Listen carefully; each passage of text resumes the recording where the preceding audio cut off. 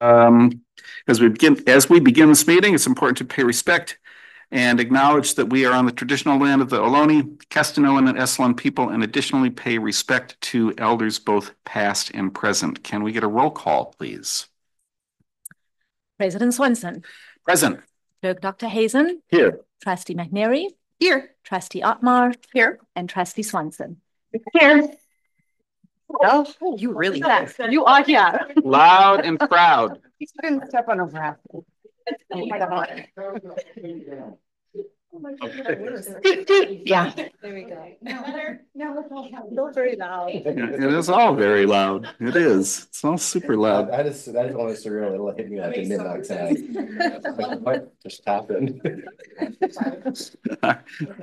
Moving on to the adoption of the agenda as presented. Is there any public comment in the room or online? Seeing no one, let's move on to the board. Any comments, concerns, items you wish to discuss related to the agenda as presented? Seeing no one. Okay, so moving on to adopting the agenda, can we get a motion? I'll make the motion. Can we get a second? I will second. Trustee McNary with the first and Trustee Dr. Hazen with the second. All in favor say aye. Aye. Aye. Aye. Anybody opposed? Not seeing anybody. That passes unanimously. Moving on to closed session. I will identify our closed session topics, which are negotiations, collective bargaining with PGTA. Second item, collective bargaining with CSEA. The third, public employee discipline, dismissal, release, leave, complaint. And number four, negotiations with unrepresented employee, which is district negotiations, board president, and superintendent. So is there any public comment on these closed session topics? Seeing nobody online, and I don't see anybody in the room stepping forward. So we are now going to adjourn to closed session. All right, thanks everybody. We are reconvening at 6:31, July 9, coming back from closed session, reporting out on what we discussed on item number one. Nothing to report. On item number two, negotiations with CSEA, information was given. Item number three, again, information was given. And item number four, again, information given. The same with item number five, information given. So all that said, let's move on to the Pledge of Allegiance. Trustee McNary, would you be so kind? Ready? Begin. I pledge allegiance to the flag of the United States of America and to the republic for which it stands, one nation, under God, indivisible, with liberty and justice for all. Terrific. Okay, so moving on now to communications on this really amazing day. Written communications. Here's what I have. One email relating to a Title IX complaint. 4 emails in support of our bond renewal. An open records request, very broad open records request. 3 related to kindergarten classes and 1 relating to environmental justice. And I'm going to move to my right with Trustee Dr. Hazen. Anything else? I think you said this, but did you mention the mural at Rubber Down? We got an email about that. I did not see that. Okay. And that was, I think, the only one that you didn't mention that I got. What was the one you said, Elliot? About the mural at Robert Down. Oh, the environmental justice. Okay. That might have been one and the same. Yes. Yeah. I'm sorry. Yes. That one. Yes. Yeah. Same thing. Yep. McNary, are you going next? I had a couple more regarding the bond, an additional 2 regarding TK lottery.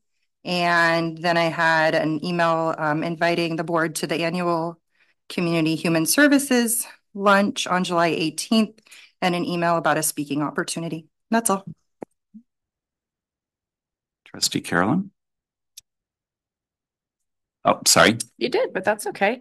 I received all of that. I received 9 emails regarding the kinder classes and or lottery. That's all for me. Okay, and then I got one about community college tips, one about budget workshop from Capital Advisors. I don't think I've talked about the kinder class sizes. One about small district advisory group and policies related to enrollment and transfers. And that's it. Great. Thank you. Moving on to board member comments. I'm just going to go the same direction. I've got nothing to add comment wise today. Trustee Dr. Hazen. Nothing to share. Just glad to be home after many flight delays. No, I'm a little tired. That's why I apologize. Nothing for me. I'll go. Since the last board meeting, a highlight for me was going to the Monterey Peninsula Pride celebration. There was a parade and just a really awesome festival that was filled with just love and celebration, and it was a moment for progress. So it was just really cool to be there and to be a part of it, and to see all the people celebrating our LGBTQ plus community. So that's it. And I do not have any more comments to add. Great. Awesome. Thank you. Superintendent report, Dr. Adamson. I will really keep it a little shorter this evening, but summer's definitely underway and we can feel it. And I think everyone looks so refreshed a little bit of, a little bit time off is good. So, just one thing that comes to mind that I'd love to share out. I was able to attend the Youth Ambassadors event that I believe they put on in combination with the Chamber of Commerce on July 4th. And it was great. And I know it's not a district sponsored event, but it's our own youth ambassadors who are all our high school students. And I just love, everything that they do because they put so much of their heart and passion into that. So it was just neat to see them all on sort of, we're working, right, throughout that day, and to just see our community coming together in celebration of the day. So that was wonderful. I'm definitely looking forward to, they've got a few more events that are coming up through the month of July. One in particular, the dance party and pet parade on the 26th of July, and PG Summer Lights on July 27th. So, just lots to look forward to there. As far as our, district office team, I'm just so, grateful to them. They continue to work so hard in getting ready for the start of school. And it's really hard to believe that we'll be really, having our office staff returning to school, next week as we prepare for the beginning. I'm looking forward to our admin kickoff event on July 22nd, where we'll be coming together to really just sort of talk about what the year ahead promises for us. And then our welcome back staff breakfast on August 1st, which is, I understand, a wonderful tradition. So I'm looking forward to, that's going to be my first, but our board is invited to that, and as are several of our city district dignitaries. So city dignitaries. So we're excited, really that's our opportunity as well to just really kick off the year and talk about our theme, right? Culture of we, unity and coming together for everything that the year ahead holds. So looking forward to that. And then really, I've talked a lot about, over the summer, just the incredible work that our MOT team is doing. And I'm excited about Assistant Sup John actually speaking to some of those details as well in his safety report. But that's it for me for now. Yep. Terrific. Thank you very much. Swanson, as a point of order, I just noticed on the agenda that we had a couple additional items to report out on closed session. It says number 4 and number 5 is we have the verbal summary of the financial terms for the superintendent contract. I'm not sure if we did that before we moved on to the pledge. Yeah, well, and we had discussed that, and yeah, I'm not sure exactly where we were supposed to do that either. I thought we were going to come back and report. The original idea was it was going to be reported in closed, but it actually, as we're reading the script, it should be during the action item that he'll read that. But thank you so much for pointing that out.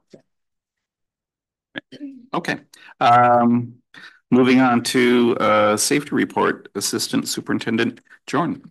Thank you, President Swanson. And as Dr. Adamson alluded to, there's a lot of work that's going on in the district right now. As it relates to safety, the district is in the process of rolling out all new signage at our school sites. that include waypoints, wayfinding signage, the kind of the "you are here" signage, so to speak. All new evacuation route maps are being developed.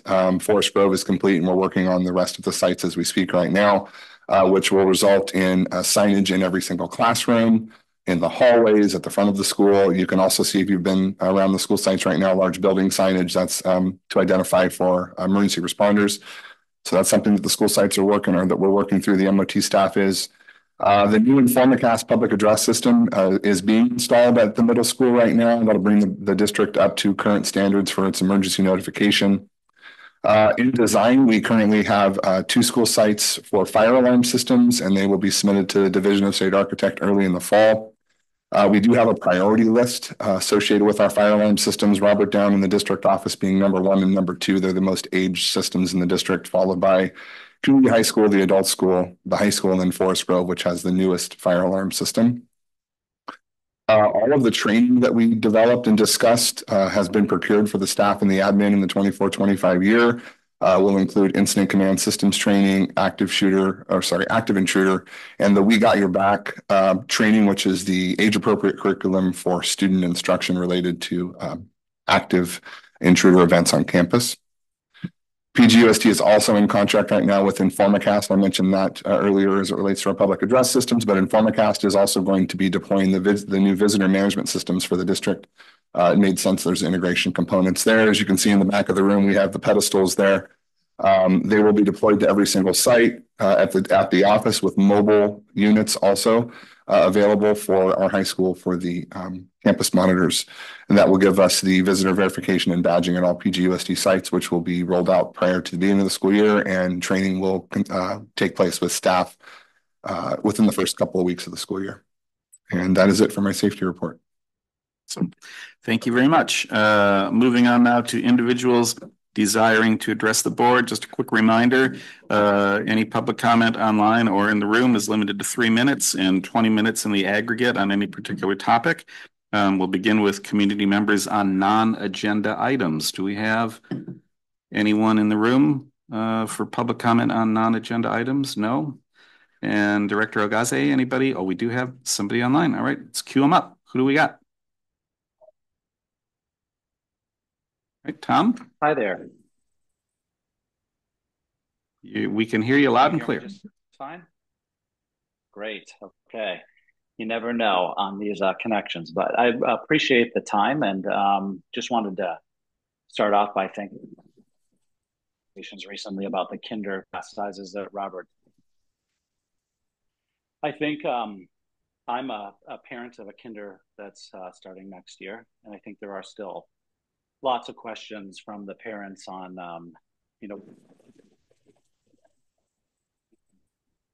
can address today is. I'm sorry, can we restart Can we restart his time? Yeah, and maybe lean into the mic a little bit. We're having trouble hearing you, so we'll restart the 3 minutes if everyone's okay with that. If you wouldn't mind speaking up just a little bit, we can't hear you. Is this better? No. Yeah, not much better.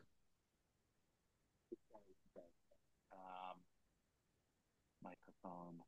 We're not getting anything from you.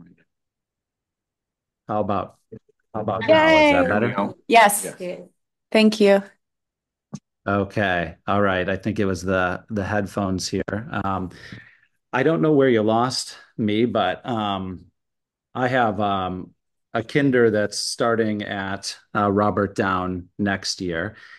And I just wanted to sort of thank the board for the recent communications around the class sizes for kinder at both Robert Down and Forest Grove.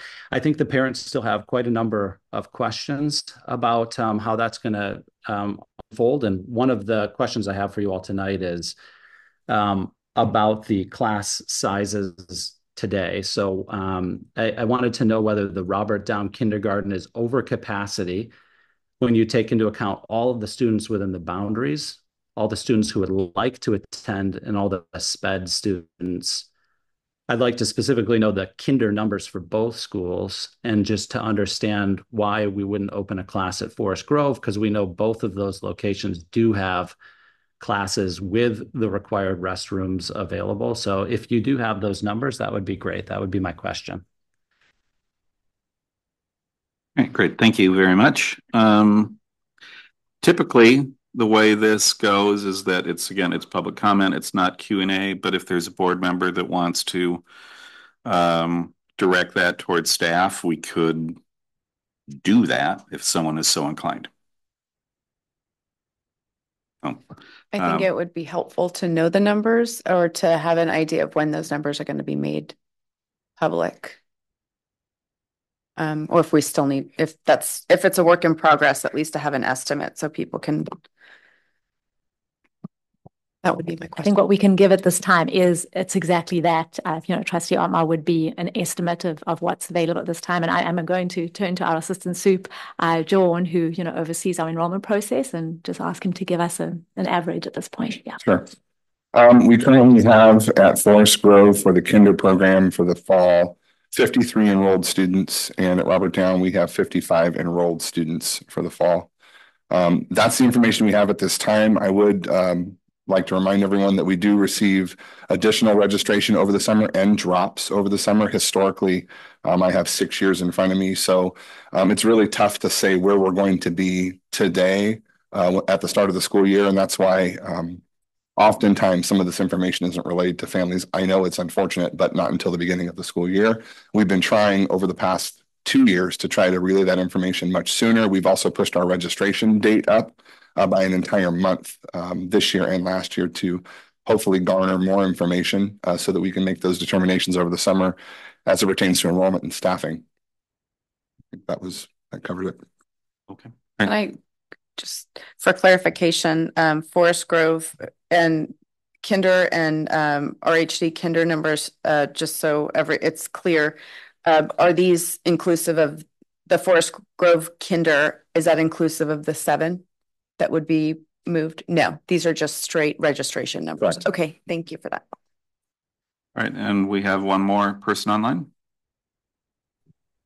Hi, thank you. I am just echoing Tom's concerns a little bit here. We got the communication and it's unclear to me. I have a kindergartner as well, and it's unclear to me, as he was a student at Robert Down last year, if he will be put in the lottery this year, even though he was in school at Robert Down last year. It was unclear if they are included in the lottery or if it's only incoming students that will be included in this lottery. He's made friends there. He has teachers there. He's got great relationships there. And I would hate to see him have to transfer to another school when, from the parent standpoint, it doesn't seem like that is that is a need, right? We have the space at Robert Down. So I would like some clarification on that. Dr. Adamson, is there somebody that we can direct this person to for an answer on that? It would be Assistant Superintendent John or myself who could, and if there's a question now that the board wants to ask, or, it's. Well, if you have the answer, we could do that. I'll ask that question. All right, so that question has been asked then, yes. All right. If there's a student that's enrolled in TK at Robert Down, would they continue at Robert Down or would they be included in the lottery to move to Forest Grove? I would preface it by saying it was a potential lottery, first and foremost. Second of all, any student enrolled in a school campus is considered a carry forward student. So that was never the intention of the district. The communication addressed new incoming kindergarten families, non-sibling. So if you're a TKer and you're a roll forward into the kinder, you are at your school site of residency. Thank you for that. Great. All right. Anybody else online? Anybody in the room? All right. So now moving on to PGUSD staff comments on non-agenda items.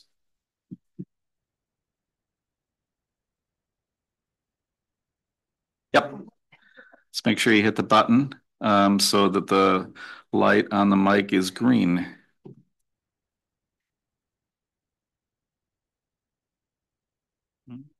Yeah, that one. There you go. Hi, this is my first time addressing the board in my nearly 10 years of employment. I'm a little nervous. Do you want to introduce yourself first? I'm Megan Roach. I'm the occupational therapist at Robert Down. I'm Anna Darnell, second grade teacher at Robert Down. And we are addressing you tonight concerning the recent announcement regarding TK in kindergarten for the upcoming school year. We are longtime employees of the district and we're excited to become parents of children who will be, I'm going to cry too, attending the school or the district this upcoming school year. Okay. In the announcement released on Friday, it was stated that no interdistrict transfers will be approved. Both of us reside in the Forest Grove zone, but work full-time at Robert Down. We've applied for interdistrict transfers for our daughters. My daughter Sloan will be in TK and Megan's daughter Zella will be in kindergarten. We have made these requests because it's what's best for our children and for our families. Our daughters see Robert Down as their second home. And for logistical reasons related to pickup and drop off, it makes sense for them to attend the school where we work. We stand before you today feeling frustrated, disappointed, and confused. We are asking you to recognize that our district policy 5116.1 on interdistrict open enrollment under the title enrollment priorities is very clear. It states in paragraph 7 that the superintendent or designee shall grant priority for the enrollment of a student in a district school outside of the attendance area if the student, number 7, has a parent or guardian whose primary place of employment is that school. Sloan and Zella should have enrollment priority over all interdistrict transfers not listed in paragraphs 1 through 6 under enrollment priorities. Furthermore, enrollment code 35160.5B states that a parent or guardian of each school-age child who's a resident in the district may select the schools their child shall attend, irrespective of the particular locations of the child's residence within the district. It continues, quote, the governing board of a school district shall calculate the capacity of the schools in the district for purposes of this subdivision in a non-arbitrary manner using pupil enrollment and available space. Robert Down is not at capacity and still has one kindergarten classroom with access to a restroom in compliance with Title V, where kindergarten has been held for the past 25 plus years. Education Code 35160.5B clearly states the district cannot deny us an interdistrict transfer because our requested school site is not at capacity. The board policy and education code are clear, but we're currently facing inconsistencies in this application. Administrators present in this room have had the privilege of selecting their school in which their child attends. Whether classified, certificated, or administrative staff, the criteria should remain consistent to written policy and ed code. If there's enrollment capacity, which there is, interdistrict transfers shall be approved until the site is at capacity. It's imperative that all employees enjoy equitable privileges. We advocate for the board and administration to follow policy and ed code and not pick and choose which paragraphs fit their agenda. Thank you for your time. Thank you. Anybody else online or in the room? We have nobody else online. I appreciate your comments. So, nope, we have one more. Erica Chavez, TK at Robert Down, former kindergarten at Robert Down. And I just speak on behalf of the TK and kindergarten team at Robert Down that we are all fully prepared to teach at either ed code capacity in TK, which is 24, or contract capacity at 27, regardless of balancing classes as per our contract and as per our duty to our community.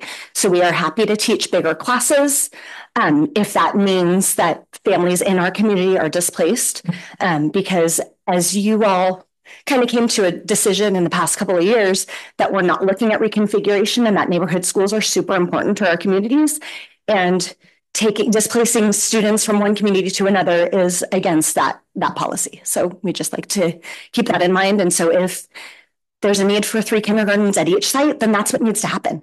And that's happened in the past. So thank you. Okay, thank you very much. Anybody else in the room? And nobody online. All right. Thank you again for your comments. We are now going to move on to our consent agenda, and I think we might have a requested change.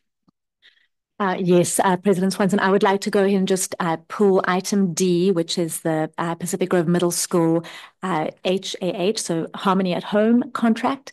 We just have some questions that arose about it, so we wanted the opportunity. Principal Sean Roach is online to be able to just address some of the components of that, because it's really phenomenal program. But this will give a chance to sort of highlight and maybe answer any questions that there might be about the topic. I was going to also make a suggested change just to quickly pull item B, the acceptance of donations.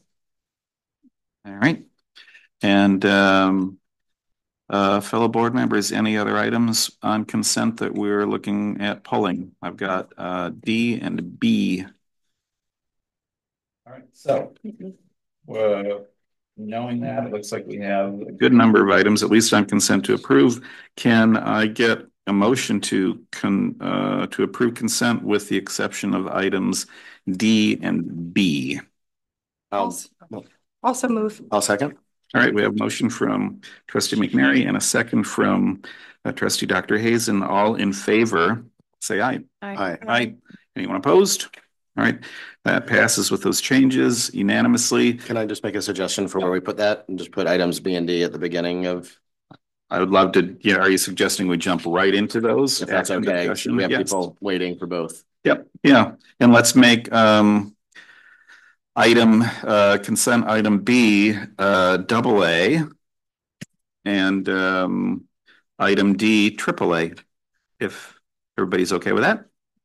Okay, so let's move on now to action. You know what, though? I never asked for public comment on consent.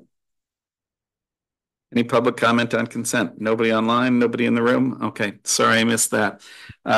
Let's move on now to action discussion. Item AA.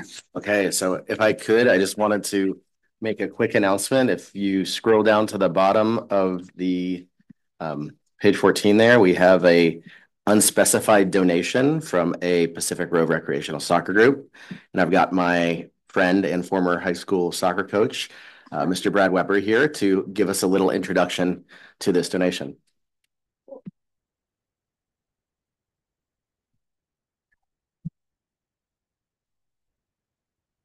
That's Big Green, right? You got it. Yep. Hi, board and everybody. As it said, I'm Brad Weber. I'm Pacific Grove resident for 23 years or so, and I coached for an assistant coach and varsity coach for 10 years at the high school. I was nominated, probably because of my age, just to represent the ragtag group of soccer players here that get together and just play kick around at night. So the reason for me being here is much lighter than the majority of our business. We just really appreciate and want to acknowledge the ability to use the facility. And we're just, people from age 9 to 79. And, I just got together and said, I think that we need to, well, a few of us got together and said, we just need to show our appreciation. We know that the bathrooms are open now on the weekends, and that's not just for us, but everybody using the facility, and it's much appreciated. We just don't take it for granted. It's a sport we love and keeps us in shape, and it's a nice community thing, and it's just something that we look forward to all the time. So I passed a hat around, and we managed to get a little over $500 that hoped to offset any of the expenses that may be incurred for one reason or another. We're very vigilant about using the field and about anything that goes on around there. We would just want you to know that, specifically from us. Anything that, no trash, no gum, all the rules. Being the soccer coach there, I had to tell the kids that for a long time, and I do the same with the group out there too. So trust me. But we passed a hat and have an envelope of cash, and we'd like to give it to you and say appreciation. Thank you very much. Appreciate it. Yeah, sorry about the number of people gave a little more than we expected, but my first board meeting I attended was actually in support of the PG Rec soccer ages ago. So thank you, Brad. I think it's incredible. I just want to tag on it for a second, because I do think it's like what you guys do, and it really symbolizes what community is all about. It's like we have these great facilities, you're utilizing them, and then you're giving back and you're bringing people together too. I mean, it's just like there are so many wins in that what you guys are doing. It's just, I think it's great. It's what makes our community one of the great things that it is too. So thank you. Thank you so much. Anybody else? Anybody online for this? All right, so, but we do need to actually approve this. I'll make a motion to approve the acceptance of donations with an amendment to the actual dollar amount in that envelope of over $500. I'll second that. All right, we have a motion from trustee Dr. Hayes and a second from trustee Otmar. All in favor, say aye. Aye. Anyone opposed? I thought not. All right, so it passes unanimously. Let's now move on to AAA, which is our Harmony at Home item. Dr. Adams. Very good. Thank you so much. And I'm hoping that Principal Sean Roach is online. And I think this would be a perfect opportunity for you, Mr. Roach, if you wanted to go ahead and just give an overview of what the program Harmony at Home entails. Good evening, everyone. Sean Roach, proud principal of Pacific Grove Middle School. I hope you guys had a wonderful summer, got some time with family and friends. I am extremely excited about working with Harmony at Home and the Monterey County Office of Education with the goal to change the lives for all of our students and really kind of live the message that all students belong by empowering educators with the skill and confidence to create inclusive schools.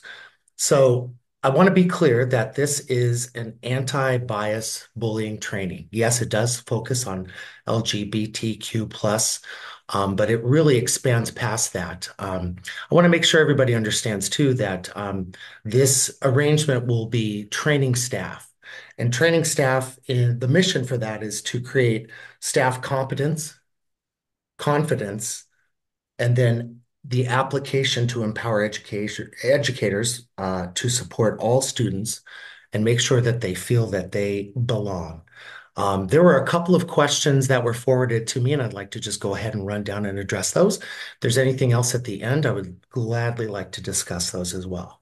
So how are we going to determine success? Well, we have multiple measures at our school already. First of all, we have the Allweiss bullying survey, which will give us great data as far as whether or not students are bullying or being bullied. We have our student written inclusivity survey, and that's kind of part of where this was born from.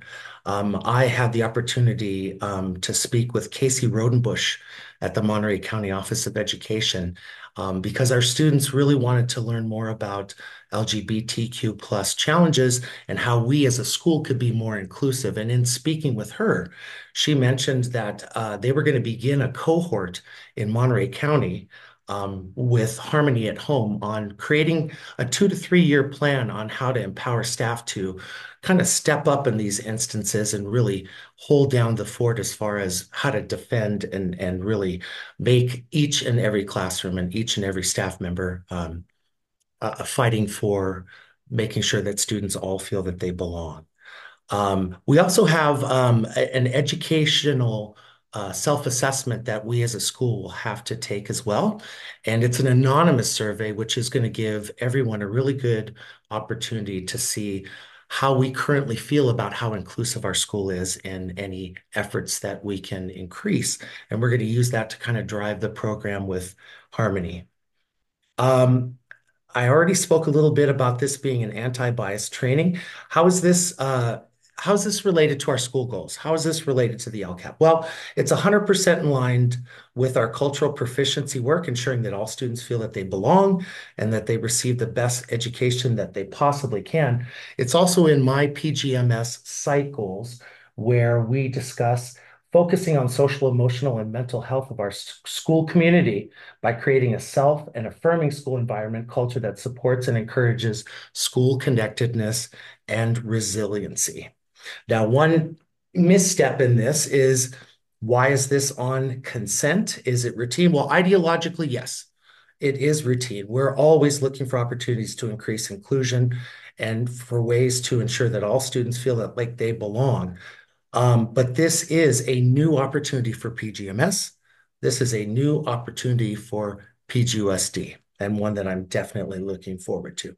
So why were we selected? Well, much like the CalHope selection that we had, we are really kind of a proving ground. Middle school is a wonderful, wonderful time. And I think education is really focusing on those 3 years and understanding some of the challenges.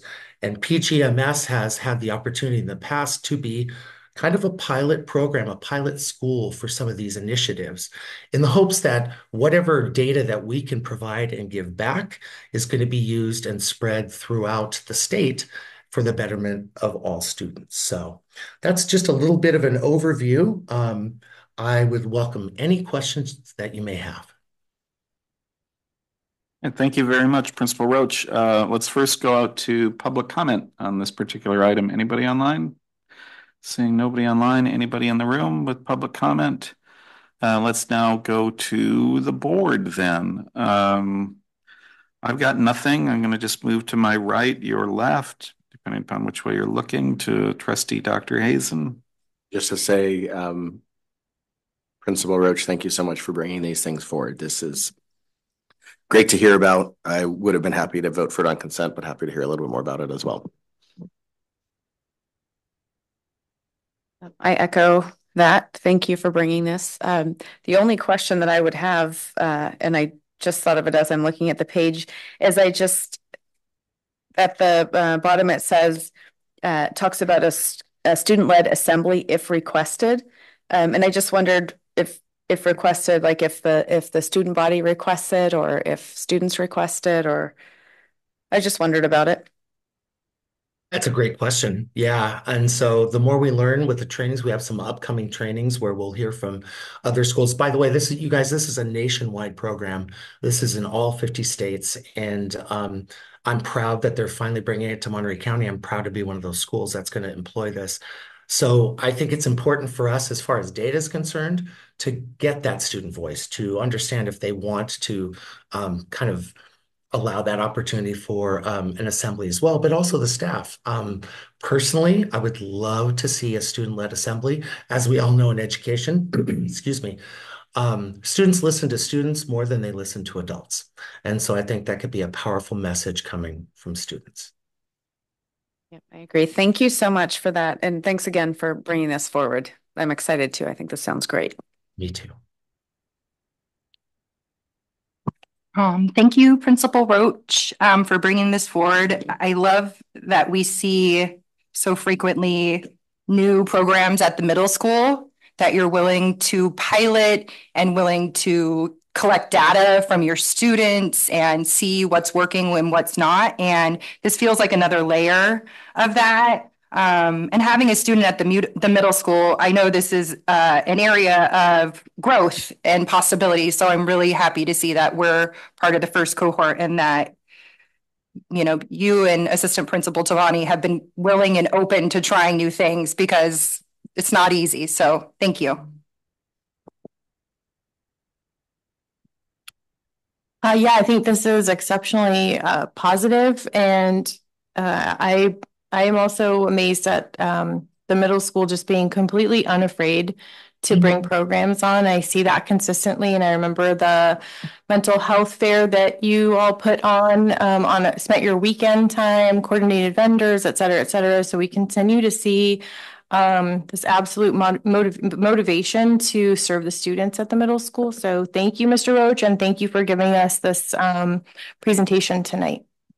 It's my pleasure. Right. Yeah, and I know I passed the first time around, but I'm glad that we polled it just so that we could get a greater explanation of what it is, because it really did deserve a little more light upon this. So, all right. So all that said now, we do still need to move forward with this and looking for a motion to approve. I'm happy to make a motion to approve. And I'm happy to second. Great. All right. So we have a motion from Trustee McNary and a second from Trustee Dr. Hazen. All in favor, say aye. Aye. Aye. Aye. Anyone opposed? Nope. So it passes unanimously. Thank you very much. Thanks for the public comment. And Principal Roach, thank you for explaining a little bit more about what this was all about. It's appreciated. My pleasure. Yes, yes, yeah. And summer's not over, by the way. So you hinted that it might be. It's not quite. Moving on to action discussion. And this is item A, approval of the superintendent's contract, which is really me on this one. I'm going to just highlight some of the items. We went over this at length over the last few meetings in closed session, and I don't want to. What am I trying to say? I don't want to, well, I can kind of speak for the other board members, but I don't want to. I want them to be able to chime in as well. But we have a great superintendent here. And I think we're all very happy to have her, but there are some items that I do need to just outline as we move forward. There are 4 primary items. And here's what we have come to. It's the term of this agreement will be extended by 1 year. Expiration date is now June 30, 2027.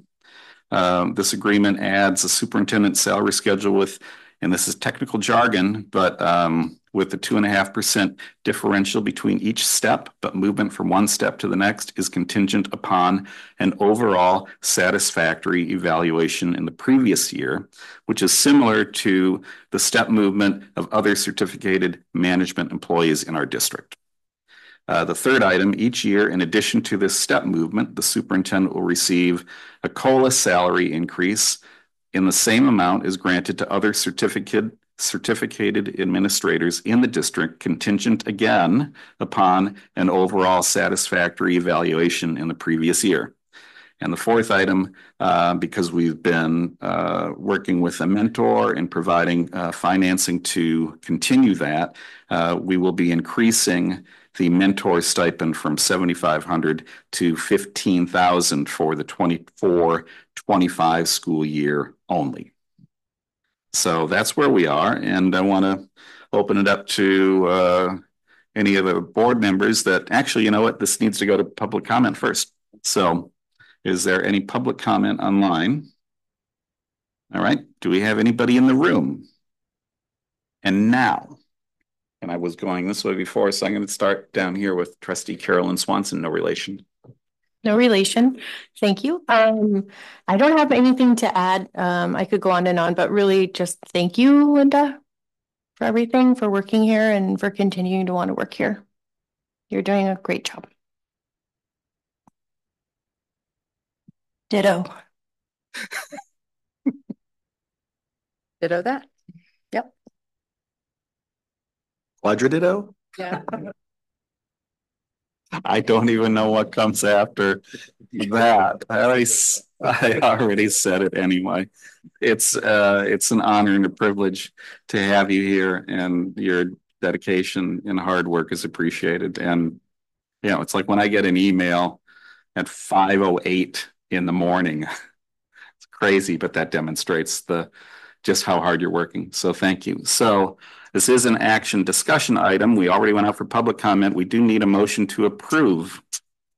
I will so move. I am happy to second. All right, we have a motion from Trustee Otmar, a second from Trustee McNary. All in favor, say aye. Aye. Aye. Anyone opposed? All right, passes unanimously. Thank you very much, everyone. And now moving on to item B, number 1136, general obligation bond extension. Assistant Superintendent Joshua Jorn.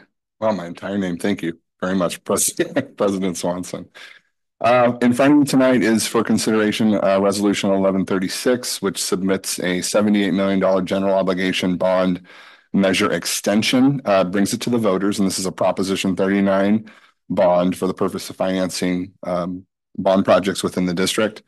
You'll see in the packet, there's a few appendices. The appendices include things such as the 75 words that would be placed on the ballot if the board were to so move, as well as the tax rate statement and the voter information guide, which discloses the current expectations regarding the estimated property taxes. We've talked about this quite a bit, so I'm not going to go at length, but I will give you some of the kind of highlights here that's brought us to this point. So EHA MGT is in the process of a comprehensive facilities needs assessment that will be a baseline for a facilities master plan. They've actually submitted the draft conditional assessment to us this week, and they will be ready with the final report for presentation to the board in August. If the extension is passed by the voters, PGUSD would begin the community input gathering sessions associated with a facilities master plan. Oversight for Prop 39 bond extension runs through this body, of course, and our Citizens Bond Oversight Committee to maintain the accountability and delivery methods and procurement of projects. The CBOC, that's the Citizens Bond Oversight Committee, also ensures that expenditures are used for legally authorized purposes. No funds can be used for teacher or administrative salaries. There are independent audits being done on all bond proceeds and expenditures, as well as procurement processes.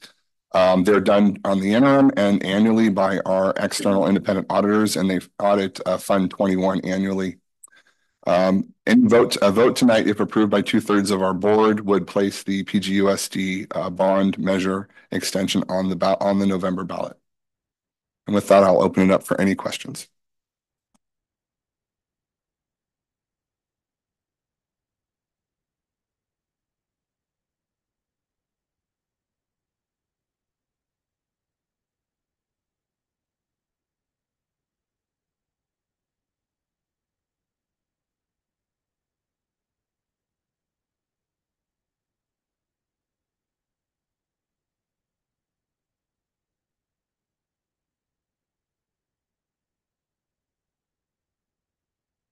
My mic's not even on. Sure. I can go first. That's fine. I will just first start off by thanking the district for putting this together with the clarity that we've had. It was really exciting to see, and I would say even surprising, that so many voters showed approval, over 70%, including many who did not have kids in the district, which just says how important our schools are to our community. First and foremost. Second, I would like to thank everybody who weighed in. We had a few from the public. We had a few that did have concerns that I personally feel the district has done a very good job working to address. But by and large, the majority of folks highlighting the need for getting funding to not just keep deferred maintenance underway, but actually improving our school sites. And I will say, being on the board, it was never that apparent to me. We are a well-funded district in many ways, but the amount of money that has to be spent to keep these things up and running is pretty shocking, and immense. And so I will say I am very excited to see this and have this be something that I can help push forward. Again, not to pass a bond, but right now just to pass the ability to allow our voters to decide on a bond in the upcoming election. So I am very strongly for this. And again, thank everyone for the attention, both public and administration, put into it. Thank you. Trustee Otmar? I don't think that I could have much more to add. That pretty much nails it for me. And I agree. Thank you so much for everyone, all the hard work that's gone into this. And I'm excited to see it on the ballot. I'll be voting yes. Can I ask a question before I say comments? 2/3 majority, is that what we've been discussing as the majority that's needed to pass this? Like, do we need 4 votes tonight to pass the bond? Thank you.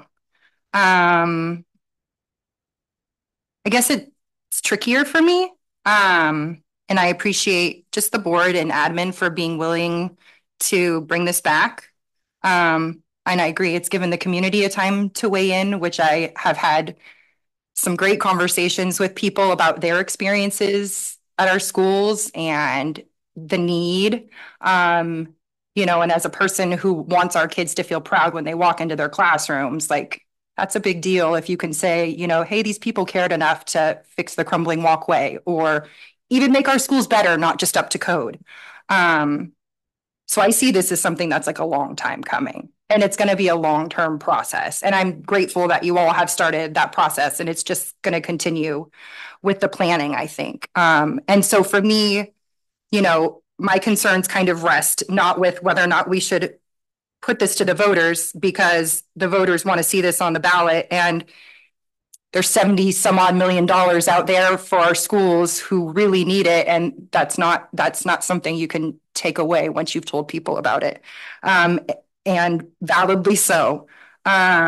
So I guess for me, it's more of a moving forward thing. I really want us to be accountable with our dollars and transparent with how we're spending them. And that feels to me less like a question of whether to put this on the ballot and more like a question of how we hold ourselves accountable as we, go to the next phase. This is a new group since the last time a bond was passed. And I think we all care about a lot of the same things. And so I'm comfortable with putting it on the ballot, and I will be holding myself accountable to be able to be transparent with people. We always say when you go to Trader Joe's, they'll say, "What's going on at Forest Grove?" And you can say, "Hey, I know we spent this many million and these are the things you're getting." And I know we're going to get there. So, yeah, I'm comfortable with it. I would love to know a little bit more about like what kind of mechanisms for accountability or transparency we'll have moving forward. I think that would just give me a little bit more peace. So thank you.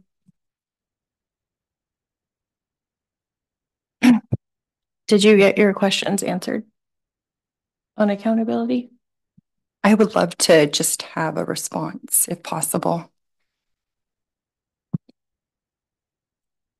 Right. So what's been the practice of this district, I believe, is not what we plan to do moving forward, right? The practice was to develop a project, loosely put together project list and deliver those projects per school year based on board approval. That was what was done in the past, and that was what was done associated with Measure D, the 4-series release that we're currently under 2 that have been released already.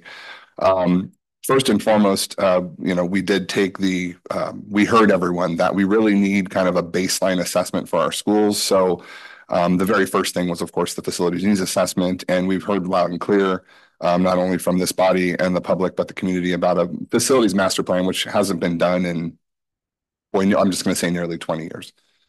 So that entire process, the development of facilities master plan, is very, very specific information that will come out on how project delivery is done within this district and how we prioritize our projects within this district.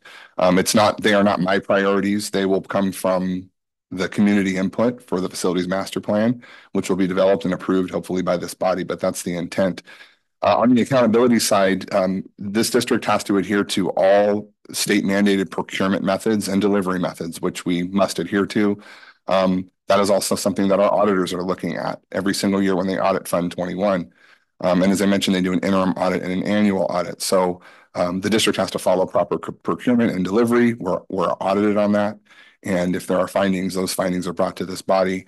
But prior to that, we have a Citizens Bond Oversight Committee. And short of meeting once a year to approve the past expenditures, which is a requirement of a Prop 39 general obligation bond, this district is going to bolster that process because that's the one that I personally am familiar with when I was a bond director in a school district some time ago. It's very important that our Citizens Bond Oversight Committee has a proper approval process of expenditures, but those expenditures for every single year have to be approved by the board as well, and all contracts have to be approved by the board. So I feel like our systems are in place so long as this district follows those systems in a systematic way, which we will.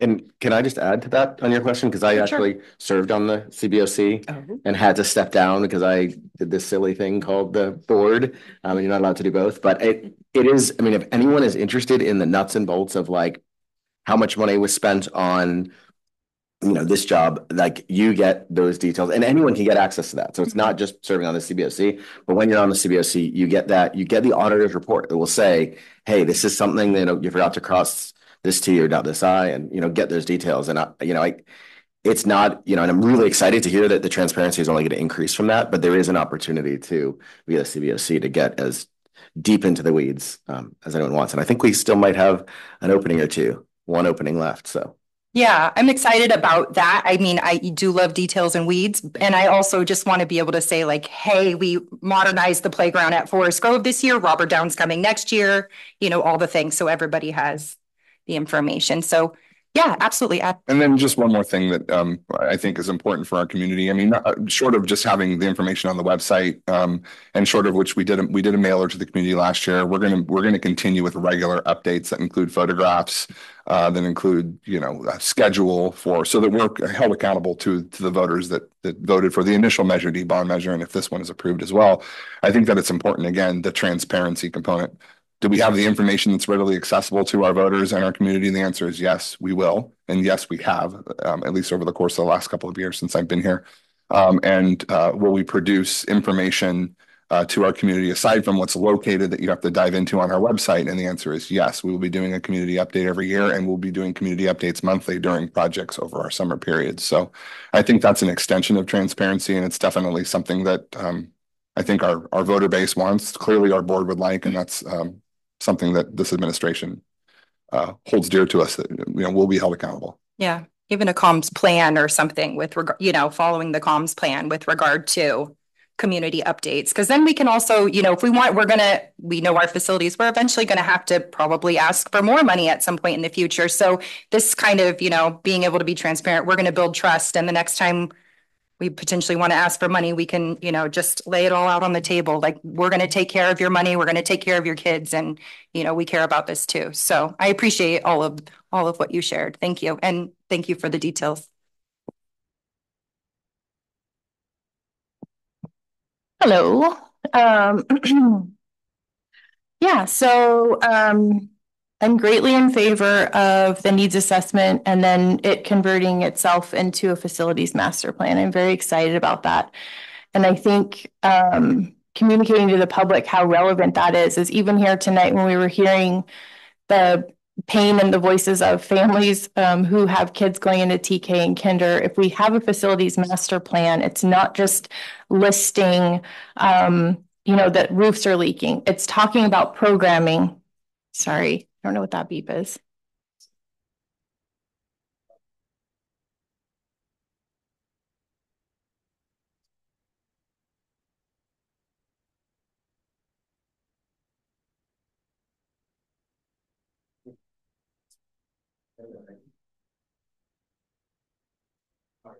No worries. The beeping was a microphone battery. In case anyone at home is worried about beeping.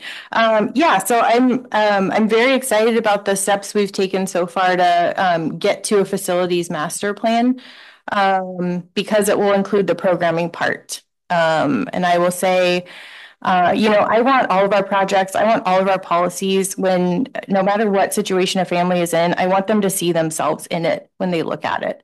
So I'm also thinking about, we've got a special education preschool that's up the hill on David Avenue that's just kind of removed from many of our typical children who are at preschools at the adult school. We've got a state preschool that's next door, but it's just one classroom. And they're far away from our typical preschoolers. And so, I want to see the plans for that. We talk about a lot of things over and over, and we don't really solidify it. And I think that's because we haven't put the effort in to do a facilities master plan. So that's my hope for the facilities master plan, is that we've got a lot of those answers coming to us and to our community. So I think that's money really well spent. As far as the bond itself, $78 million, as far as I can tell, going back to 1995, is by far the most we have ever asked for, almost twice as much as we have ever asked for from our community. So I appreciate that we did a survey and it looks like we're going to get those funds. And we'll just have to, I guess, see what happens on the ballot in November for those funds. But I think it might be worthy for us to put a little extra oomph into communicating to our voters why exactly this is happening. Our majority of voters are 65 plus, as we've seen. They don't always have, they may have a loose connection to our district, but they might not have children in the district. Most people overwhelmingly believe that our schools increase our property values. And so I'm just hoping that maybe when, I don't know if Dale Scott's going to say anything tonight, but I would like to hear this large sum of money. I want to hear from Dale Scott what we're going to get from him for that, for the communications. I know that mailers go out and I know they're very expensive. We have 16,000 population, but I think maybe 8,000 households roughly. I want to hear from Dale Scott what we're going to get when it comes to communications, because we need help on that. We don't have a communications officer. I don't know whose hat that would fall into in our district.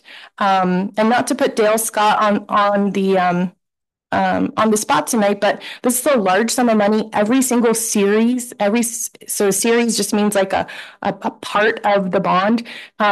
His firm, we have a contract right now that he gets $75,000 for every series. So I want to know tonight, when do we decide how many series this $78 million is going to get divided into?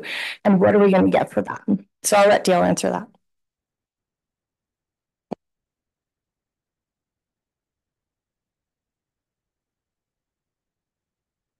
Let me start with the communications part. It really starts with the ballot, which is part of what you're passing tonight. So not only is there a great deal of time spent describing what those projects are, and plus what the people are reading on the ballot language itself, but then also, which will be put in the sample ballot, what the tax rates are. So that's kind of the foundation.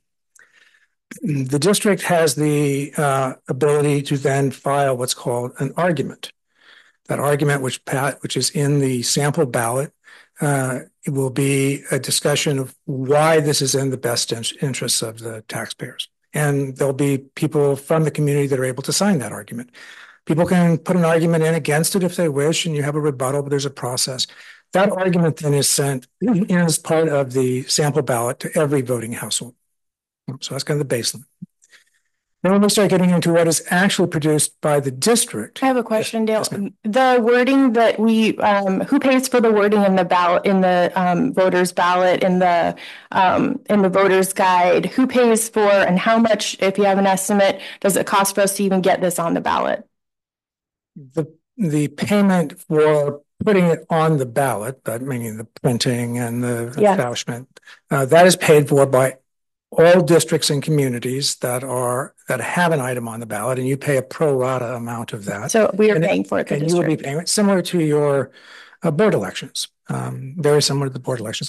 I'm sorry, I don't have an estimate on that, but as a presidential election, and because there are so many other items on the ballot, that will be historically the lowest that you could get. So those numbers go up and down depending. If you were the only item on the ballot, you'd have the full freight.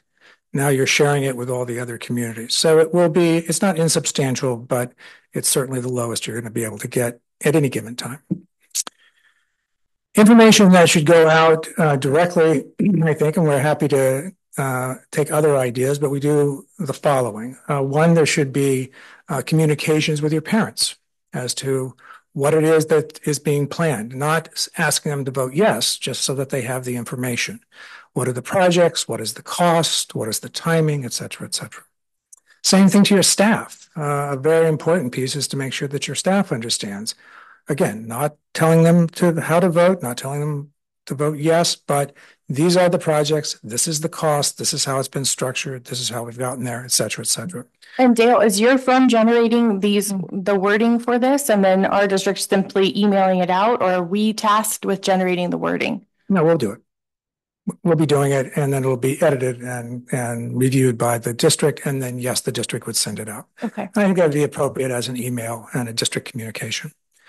Everything I'm going to discuss we'll be putting together for you, and then it'll be approved by the administration, and happy to have anybody review it that they wish.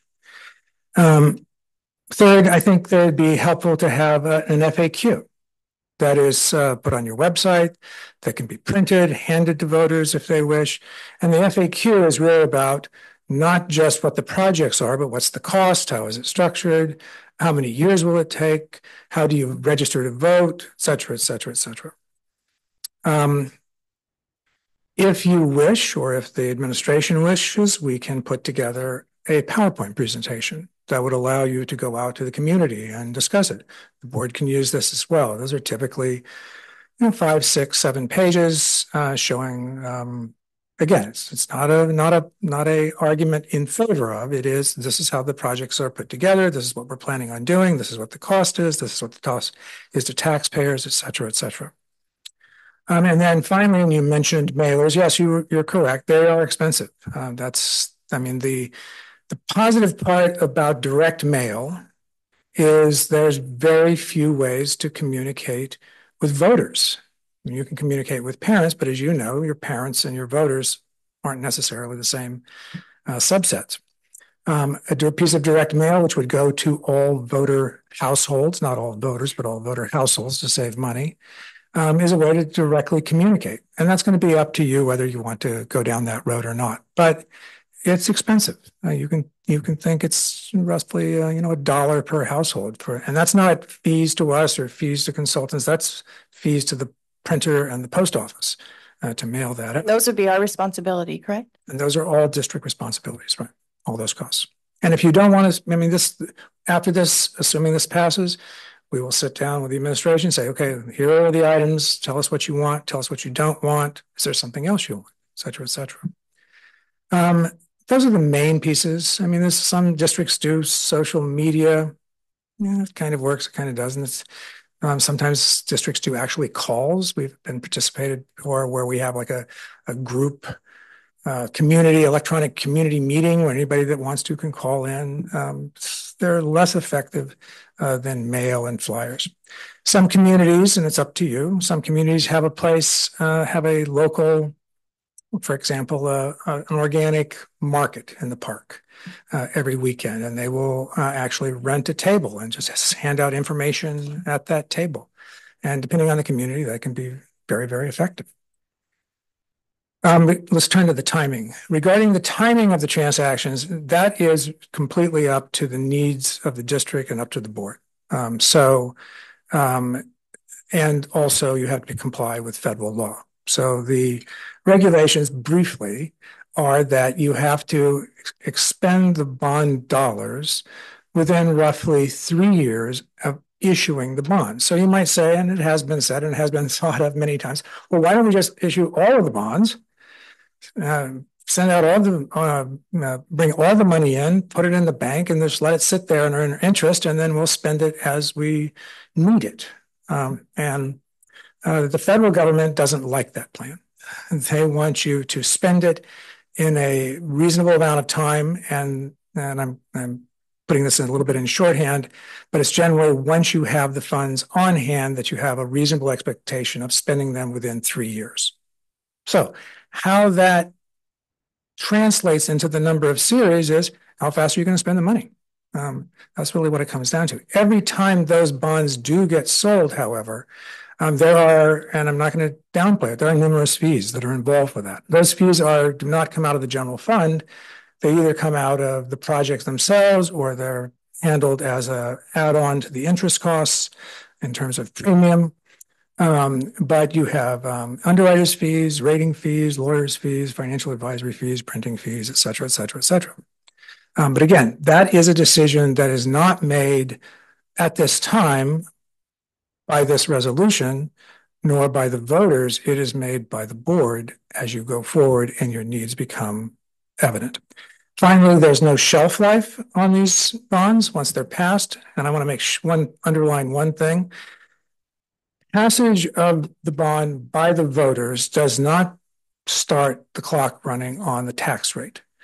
The tax rates begin when the bonds are issued, and there's no shelf life on those bonds. You may find that there is, and that has been the case in this district in the past, there's been a delay.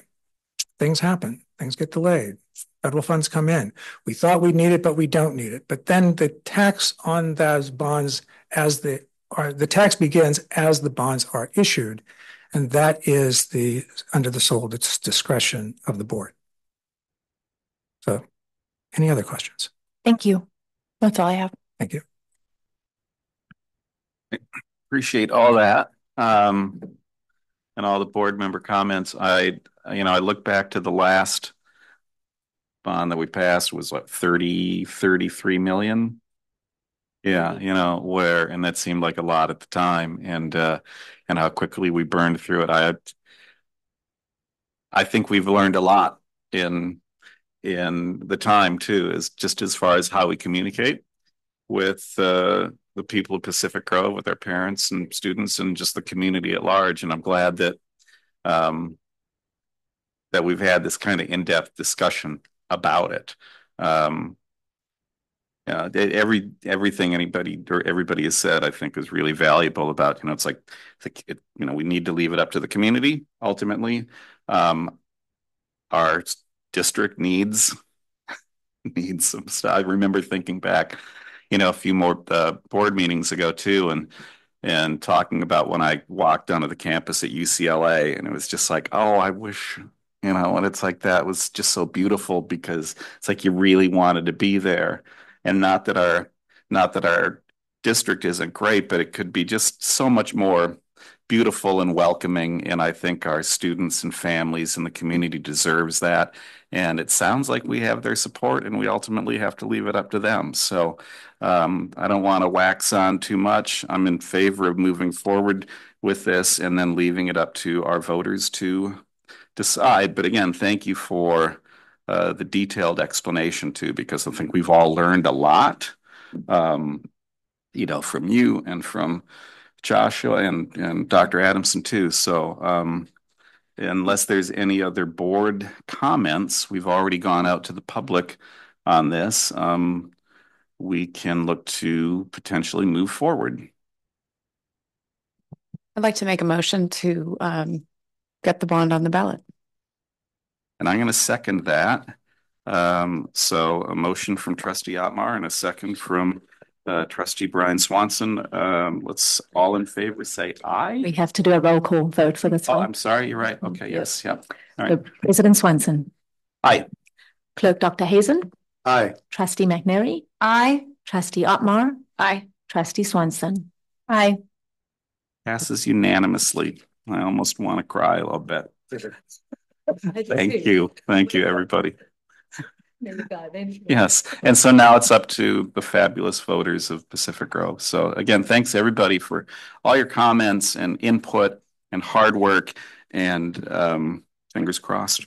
So moving on now to, and again, Dale, thank you so much for coming tonight and explaining all that. Let's move on now to item C, reclassification of Director 2 Human Resources to Chief Human Resource Officer. Dr. Adamson, you're up. Thank you, President Swanson. So it's my pleasure to be bringing forward this evening for your approval. I'm actually going to be bringing forward 3 different cabinet level positions for reclassification.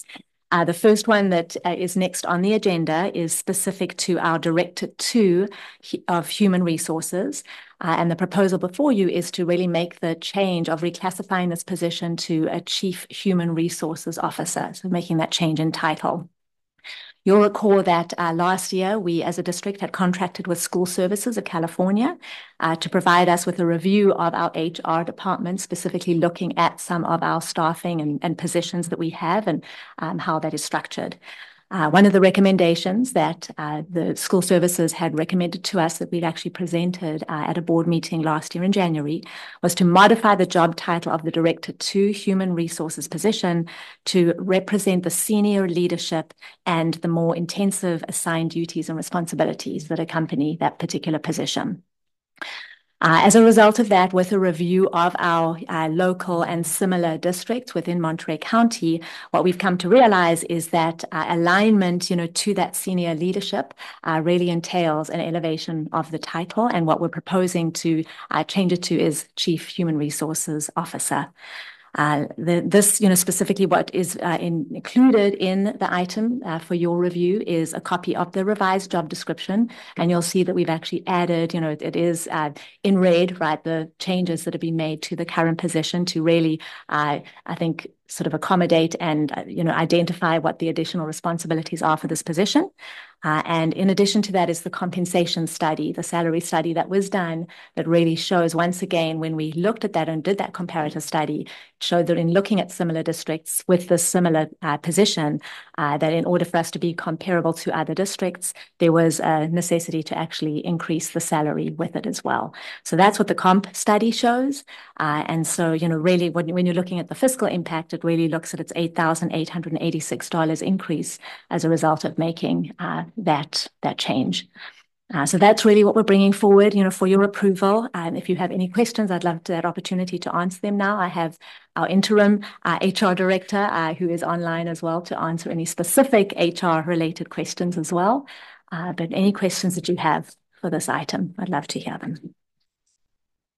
All right, well, first we will go out for public comment on this particular item. Do we have anybody in the room wishing to speak to this? No. Director Algaze, nobody online either? No one. All right, so let's move to board comment. Board Trustee Dr. Hazen. No, just to say thank you for the detailed response to the questions that help make this decision even easier. So appreciate it. Trustee Otmar. I do. I have a question specific to the reclassification. So this will bring this sort of a mid-level management up to a senior management level position. In senior management in this administration, everyone has an assistant.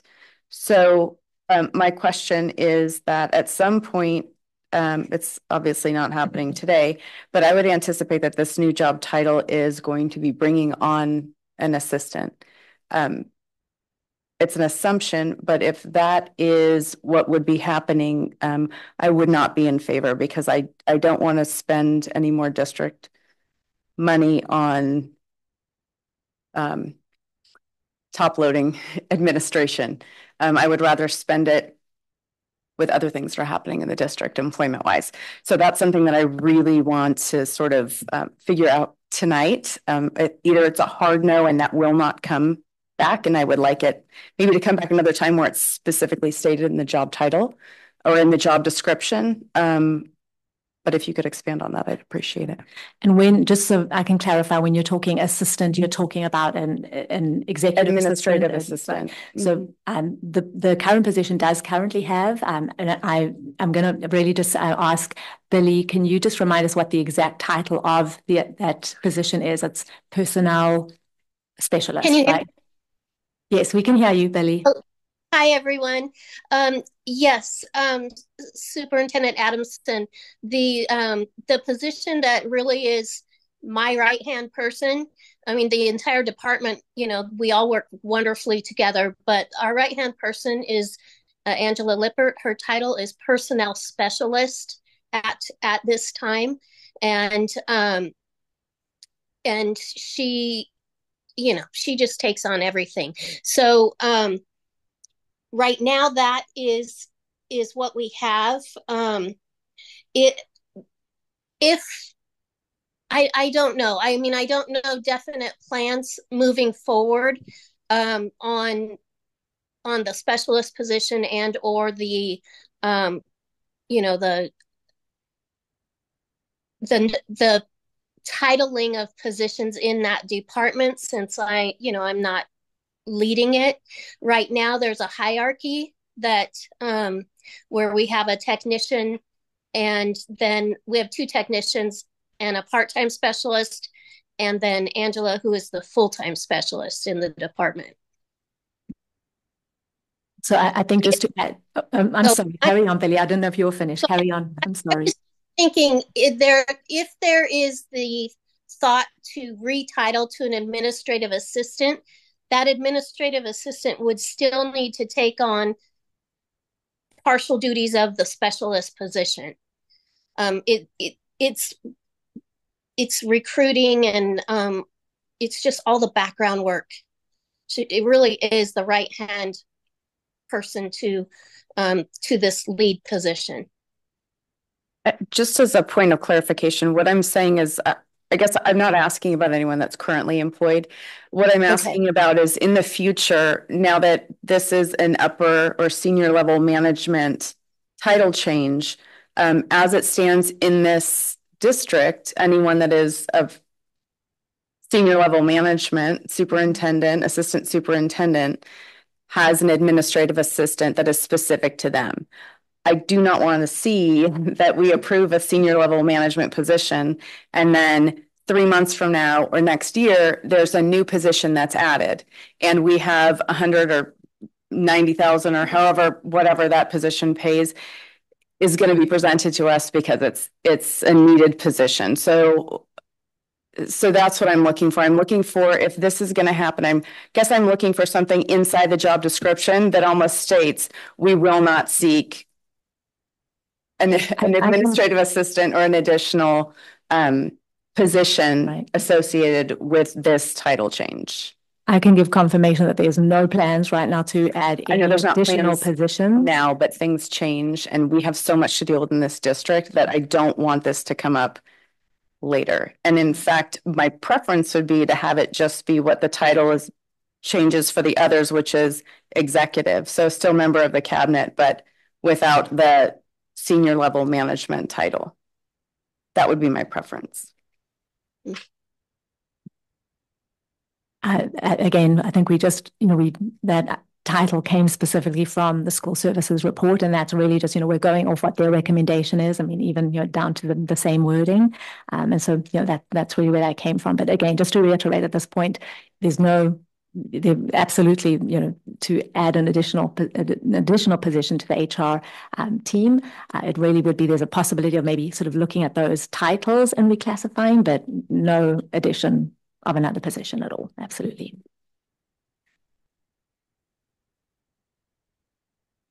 Okay. I might have more, but I'm going to process them. Thank you. Trustee McNary. Thank you. I appreciate that we're doing some of the things that came up in our HR review, and I really appreciate that there's salary and title comparison. That's really helpful information for me to make a decision. I also noted that we now include reviewing the LCAP as a job duty, and I love seeing that pop up in different places because it feels like everybody's going to be on board. I saw it in the next agenda item too. So I'm comfortable with it. Thank you. Hello again. Yeah, I had notes that I took that so I'm fine with this. To me, and maybe I misread it, but to me it just seems like apples to apples. There's always it's a good idea to judge a job description anytime it comes up, which is what I feel happened is a review and a slight edit. And so, but really the heart of it and the spirit of it remains the same for me. And I understand that having titles kind of having continuity with titles, there's value in that. So to me, I didn't read it that the title change warranted necessarily the increase in pay. It was that it was a moment where we were assessing this position. So we were looking at the job description, we were doing a salary comparison and exploring changing the title. And when we do that, we do typically find that we can increase the pay a bit. So my actual comments are, I do recall the School Services of California audit, or it was a review, a baby audit. And if you're open to it, if the board's open to it, I would really like a check-in on where we're at on the other things. I think we got presented with that in like 6-7 months ago. And I know there's been turnover, so I'm not saying you have to do it at the next board meeting, but HR is so important for our entire district, for the safety and health of our employees and our students, et cetera, et cetera, et cetera.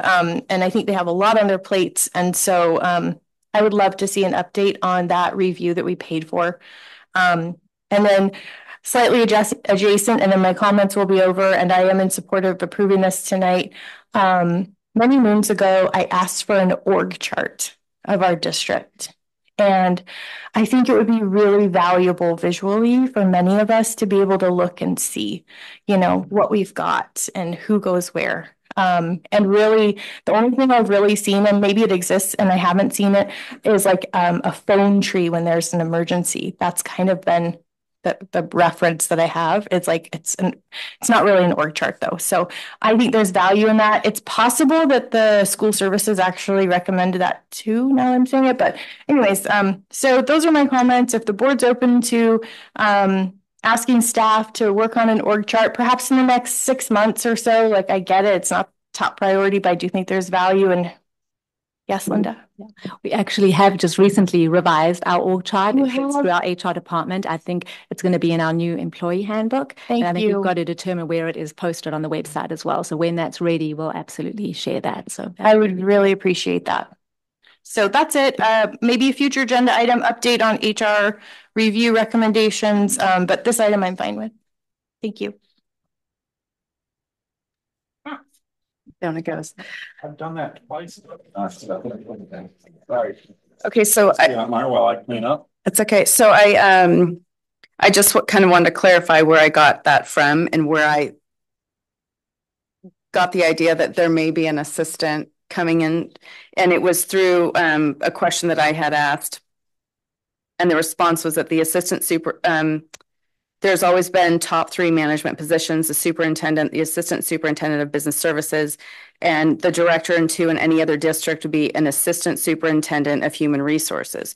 So what I read from that is that this chief would be basically the assistant superintendent of human resources, which in turn would sound like perhaps they may need an assistant, an administrative assistant of their own. So my point is, I just don't want it to end up going down that path where we are opening up another position because our district is, I think, in need of, especially with all the kinder things happening. I just want to make sure that that's not something that is going to be moving forward at all. Sure. Absolutely. Does that make sense? Yes. Yeah. And I hear what you're saying with the assistant soup. I mean, and that is typical in other districts. We have one assistant soup, and it's really, we're looking at now sort of just elevating the human resources position to kind of right there below, the assistant superintendent, which again is part of that recommendation, but yeah, no additional positions with that. And I support that because I agree with what Carolyn said. The HR is it's what drives everything. It drives everything, and it drives the quality of our district. So I'm on board with it. I just want to make sure that we're all on the same page. So cool. Thank you. Now I have a point of clarification. Yes. Brian, is it okay if I ask? If I speak?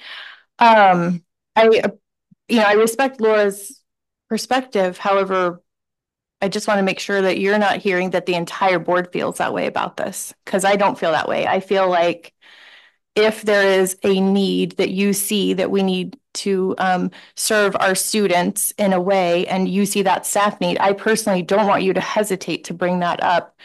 And we're a small district where everybody wears a lot of hats. And so I don't have a apprehension of adding staff members to serve. So I don't know if everyone is feeling how Laura is feeling. It feels like Laura's giving direction, which is fine because we're all here. But I want to be clear that that direction is not what I agree with. That's clarification, not direction. I didn't say I was directing anyone to do anything. Otherwise, I would say I'm directing you. So it's simple clarification. And I think everyone on the board can speak for themselves. But thank you for letting us know. Which I just did. Thank you for Linda. Confirming. And yes, no direction taken from any of you. So thank you for that. And I know Assistant Superintendent John wanted to add something. I think it's important because we're talking about bringing back the school services review kind of status update.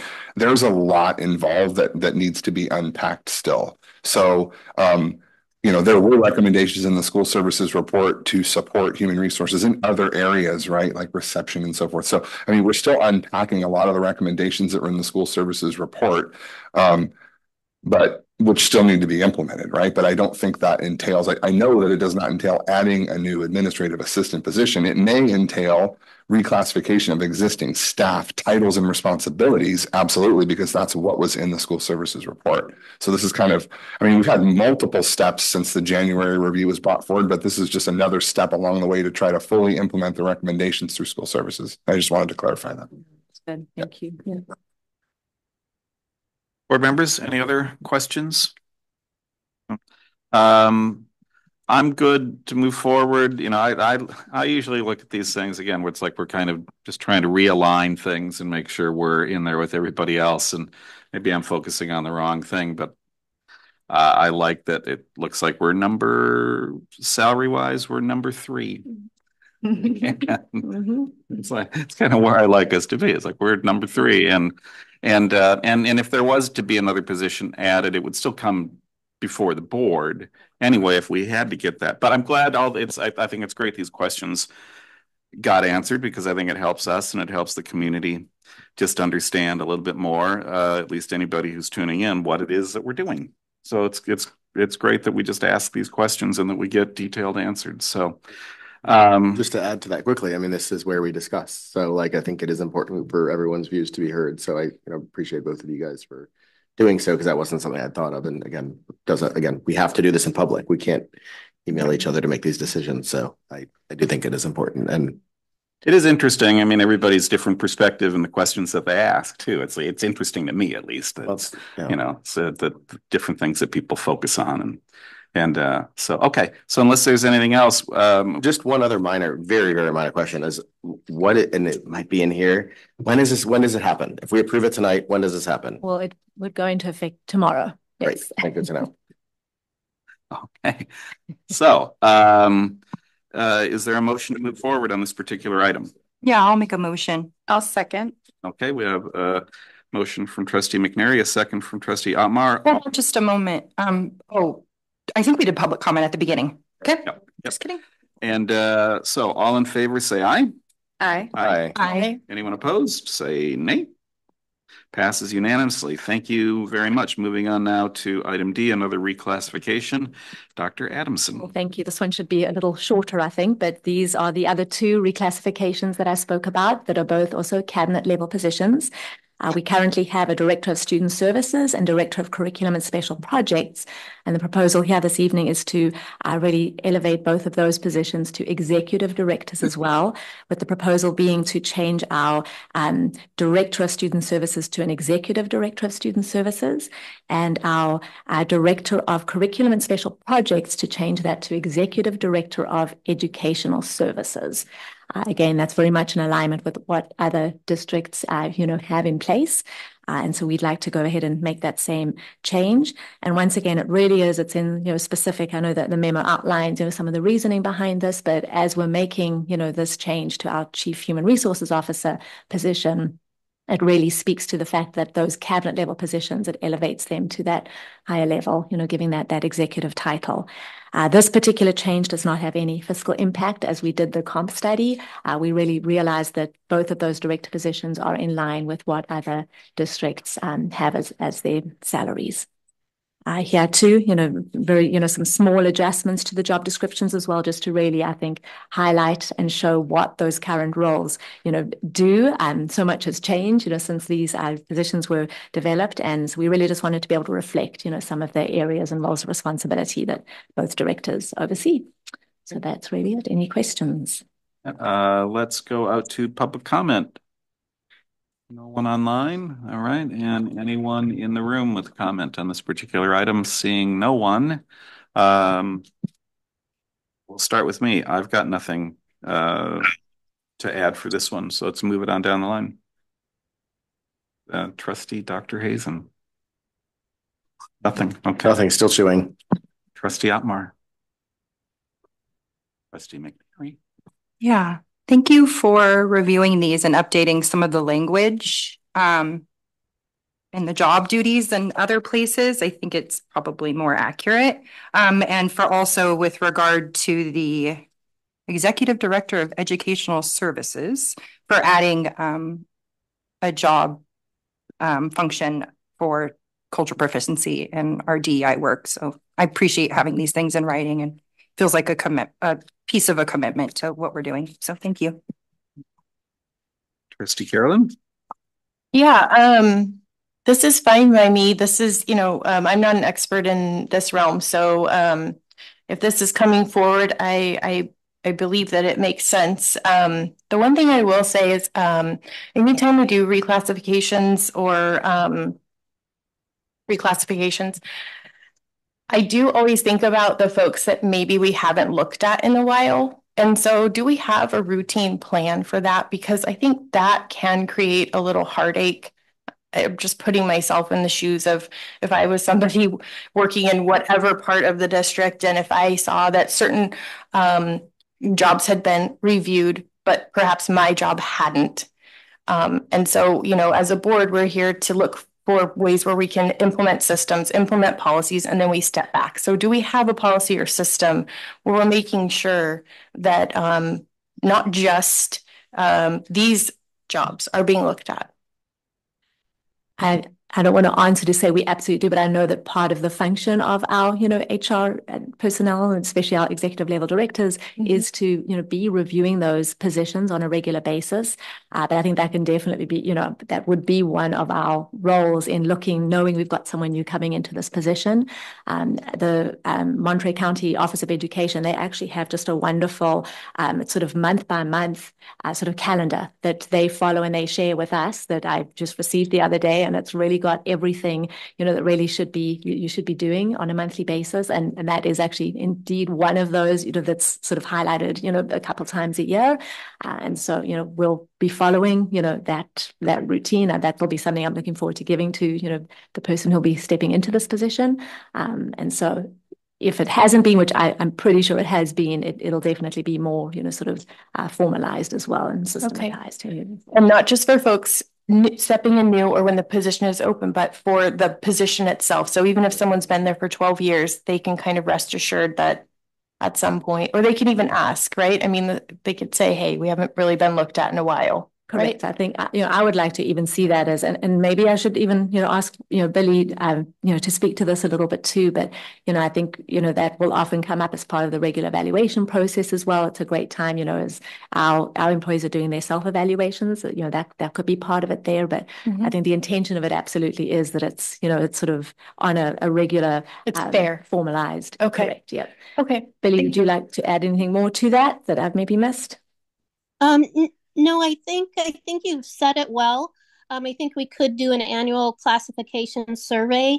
The what and you did say it, Trustee Swanson, that we know that we review our job descriptions when they become available.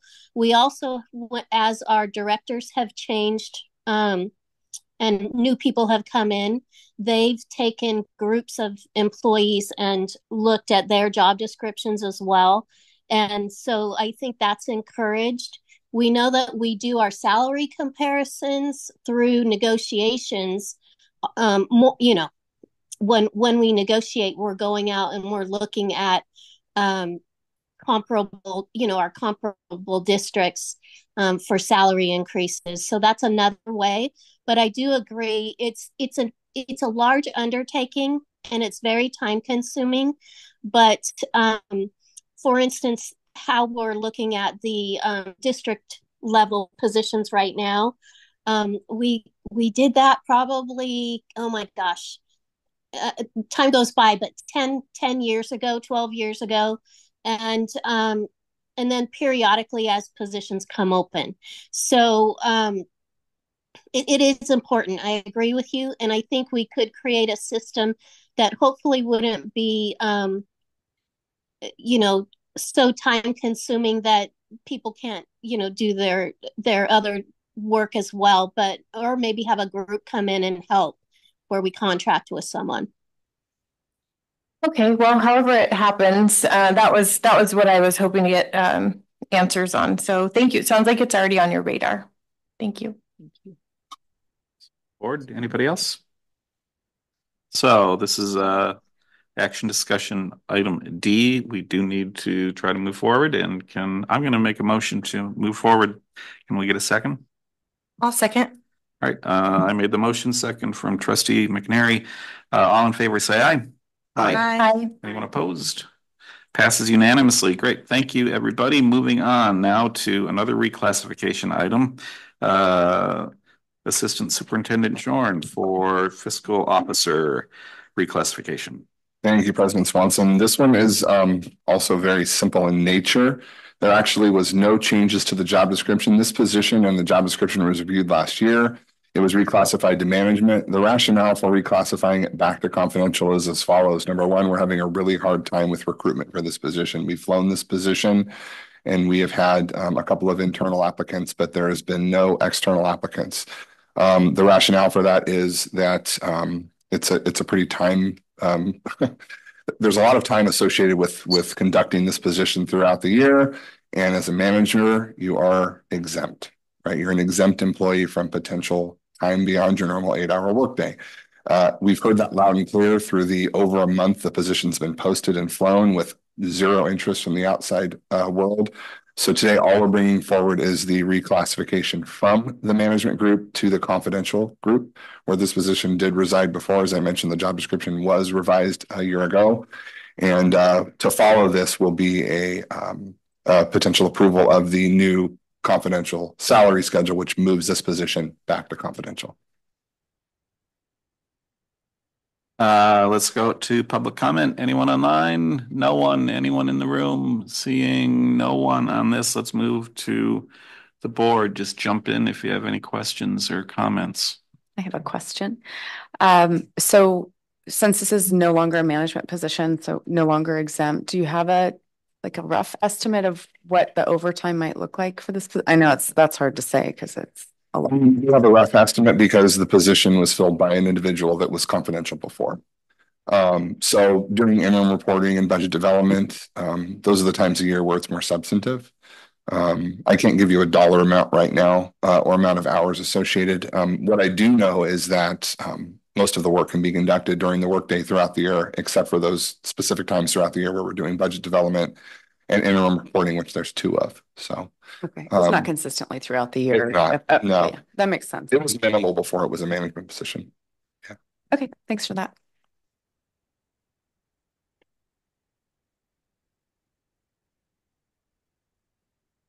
Any questions? I don't have any, so let's see if we can move forward here now on. Would be happy to make a motion if I can so do so. Yeah. I'm happy to second. All right, we have a motion from trustee Dr. Hayes and a second from trustee McNary. All in favor say aye. Aye. Opposed? Passes unanimously. Thank you, everybody. Moving on to item F, updated job description. Thank you, President Swanson. Joshua Jones. So this is not a reclassification. We're simply updating the job description as we see fit. During this entire process in the district office over the course of the last month and a half, we've been looking as Trustee Swanson mentioned at our job descriptions and trying to update the language to be more consistent with the actual practice and job duties associated with the position. So this is the administrative assistant to the assistant superintendent. As you will see in the job description, there are quite a few additional items added here. Now, these have been historical items that have been completed by this position in the past, both the current employee and past employee. As you can see, these are pretty substantive items that were never part of the job description. So we're bringing it forward today to revise the job description to include the tasks that are done on a day-to-day basis that were not included previously. Appreciate that explanation. Let's take it to the public. Anybody online? Seeing no one. Anyone in the room? No. Okay, let's bring it back to the board. I have no questions. Let's move it on down the line. Anybody? Seeing nobody? All right. I'm going to make a motion to move forward and approve item F. Can we see a second? I'll second. All right, I made the motion. Trustee Dr. Hazen with the second. All in favor, say aye. Aye. Aye. Anyone opposed? Passes unanimously. Thank you very much. Moving on now. Again, Assistant Superintendent Joshua Jorn, item G. Thank you. Apologize. So item E follows along with the other action items approved previously. We now need to bring a classified and certificated management salary schedule revision to the board. The cover page clearly delineates the item who removed, number one being the fiscal officer was reclassified just previously to confidential, and the modifications to the director to human resources being reclassified to chief human resources officer, the director of student services being reclassified to executive director, and the director of curriculum and special projects being reclassified to executive director of educational services. As you can see, there's the attached new and updated salary schedule. And again, the fiscal impact overall was noted below, and that's associated with the chief officer reclassification. Appreciate that explanation. Let's go out to public comment. Anyone online? No one. Anyone in the room wishing to step up? Seeing no one, let's bring it back to the board and feel free to jump in with Any comment? I'm seeing heads shaking with no. Anyone? Okay. So can we see a motion to move forward with item G? All right, I'm going to make a motion to move forward with that. Can we get a second? Second. All right. I made the motion, a second from trustee McNary. All in favor, say aye. Aye. Anyone opposed? Wait, I said aye. Aye. Anyone opposed?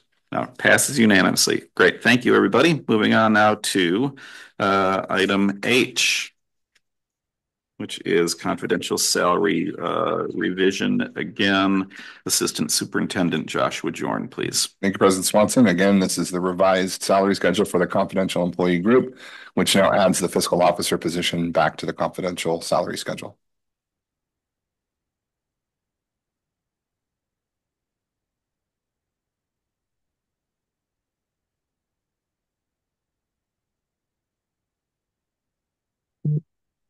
Mic is off. Now it is on. I'm going to make a motion to approve. Can we see a second?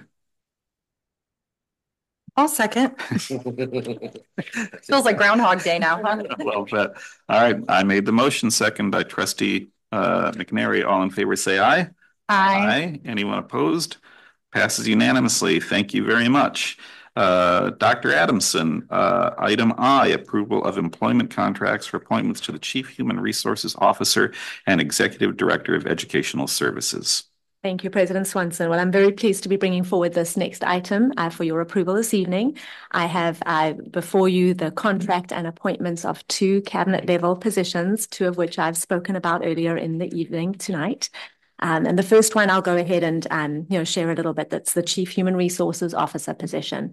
And I have just a little bit I'd like to read for each of these positions because I feel that both individuals have really sort of just exemplified exceptional leadership in their roles. And I really want to be able to acknowledge the good work that they've done and what they bring with them to each of these individual positions. So first of all, for Chief Human Resources Officer, I am incredibly pleased to be sharing that I would like to be appointing Buck Rogerman to this position. He has been selected to transition to that position of Chief Human Resources Officer, which was formerly the Director of Human Resources. The selection is a testament to Buck's exemplary leadership, dedication, and the significant contributions he's made in the extensive leadership roles that he's held and the dedicated service that I feel he has given during his 24 years of service to PGUSD. The combination of his deep understanding of our needs, our district needs, and positive relationships that he has worked so hard to foster over the years truly will help serve him in this role and in this new position. His ability to build trust and communicate effectively are skills that are only going to help continue to create a supportive and inclusive work environment for all our staff, which is something that is critical in that HR position. His expertise and insights as our lead negotiator with PGTA will be particularly instrumental in this new role that he would be taking on, where he has once again fostered collaborative and productive discussions, a critical component for successful negotiations, once again leaning on those relationships that he has worked so hard to cultivate over the years.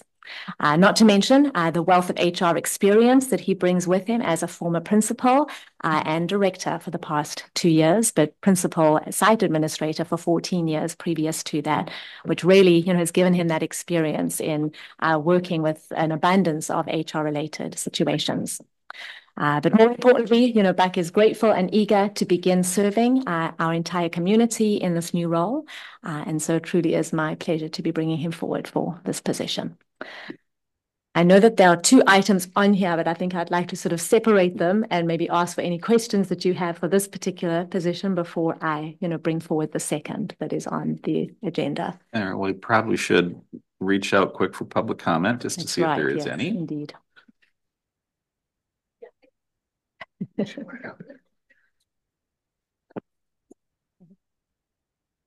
a quick question about the dates. Turn on the mic, Erica. Sorry. Erica Chavez, I just had a quick question about the dates. The Chief Human Resource Officer, one says that it is pending board approval on the 9th, and today's the 10th. So today's the 9th. I mean, sorry. It says that, and the other one says the 10th. Today's the 9th. It says the 10th on Larry's. Made an error on the date. Yeah. Yes, so we would want to make that correction. Yeah. Thank you very much. Chavez. Yep. Catch. All right, and we do have somebody online.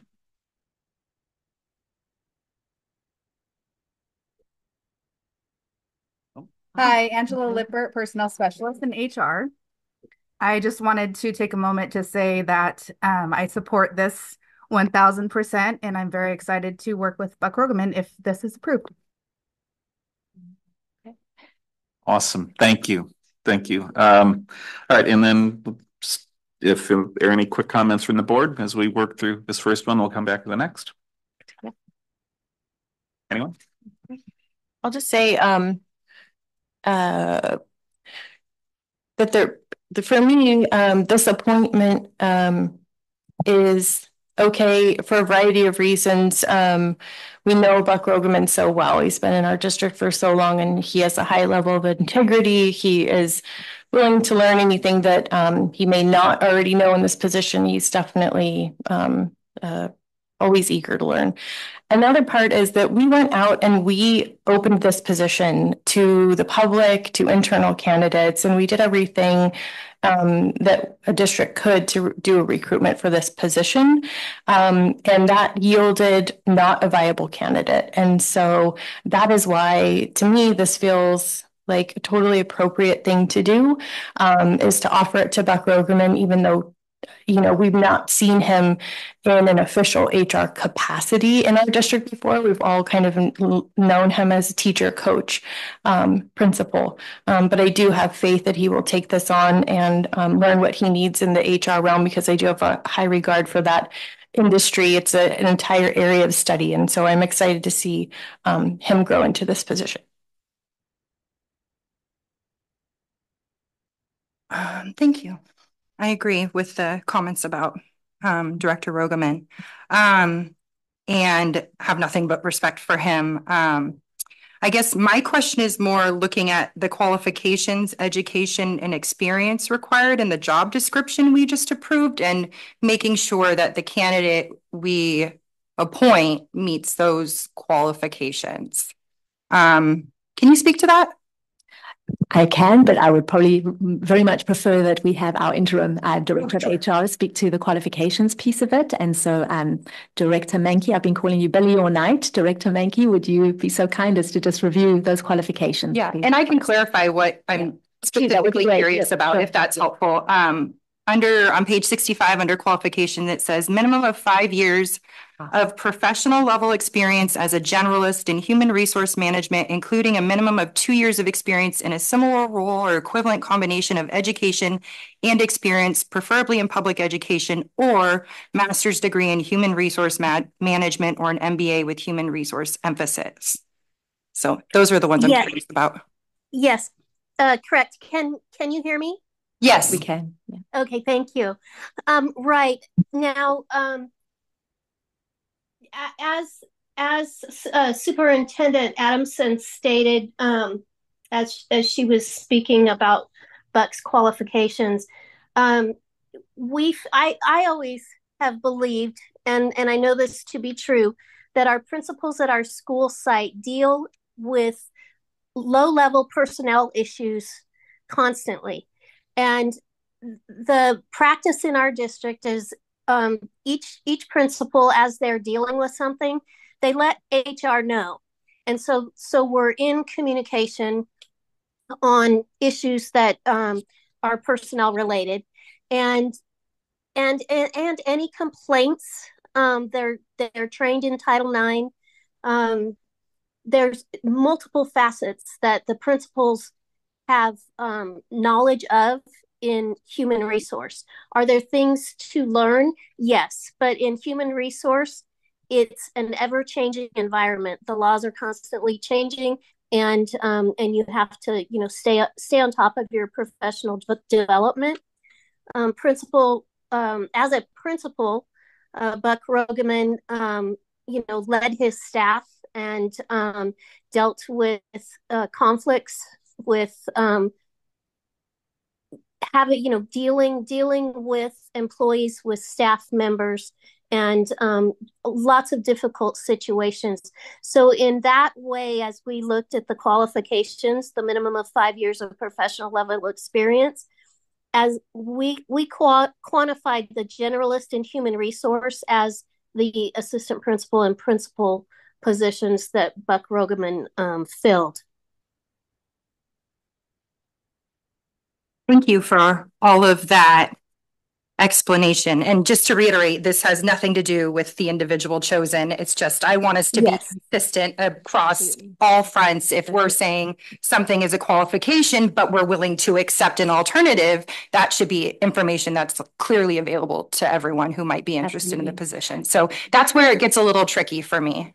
I think to me, the distinction in when looking at that language was the generalist in HR, experience. And I think for any one of our principals, as Director Mankey specified, was their experience in the level and the intensity of some of those situations that they handle and that they deal with very much rises to that level of, I think, almost everything that he'll be experiencing in this new position. Okay. In addition to that, the 2 years, as a director level really also qualify him, towards those 5 years because he has served as an educational director in the past 2 years.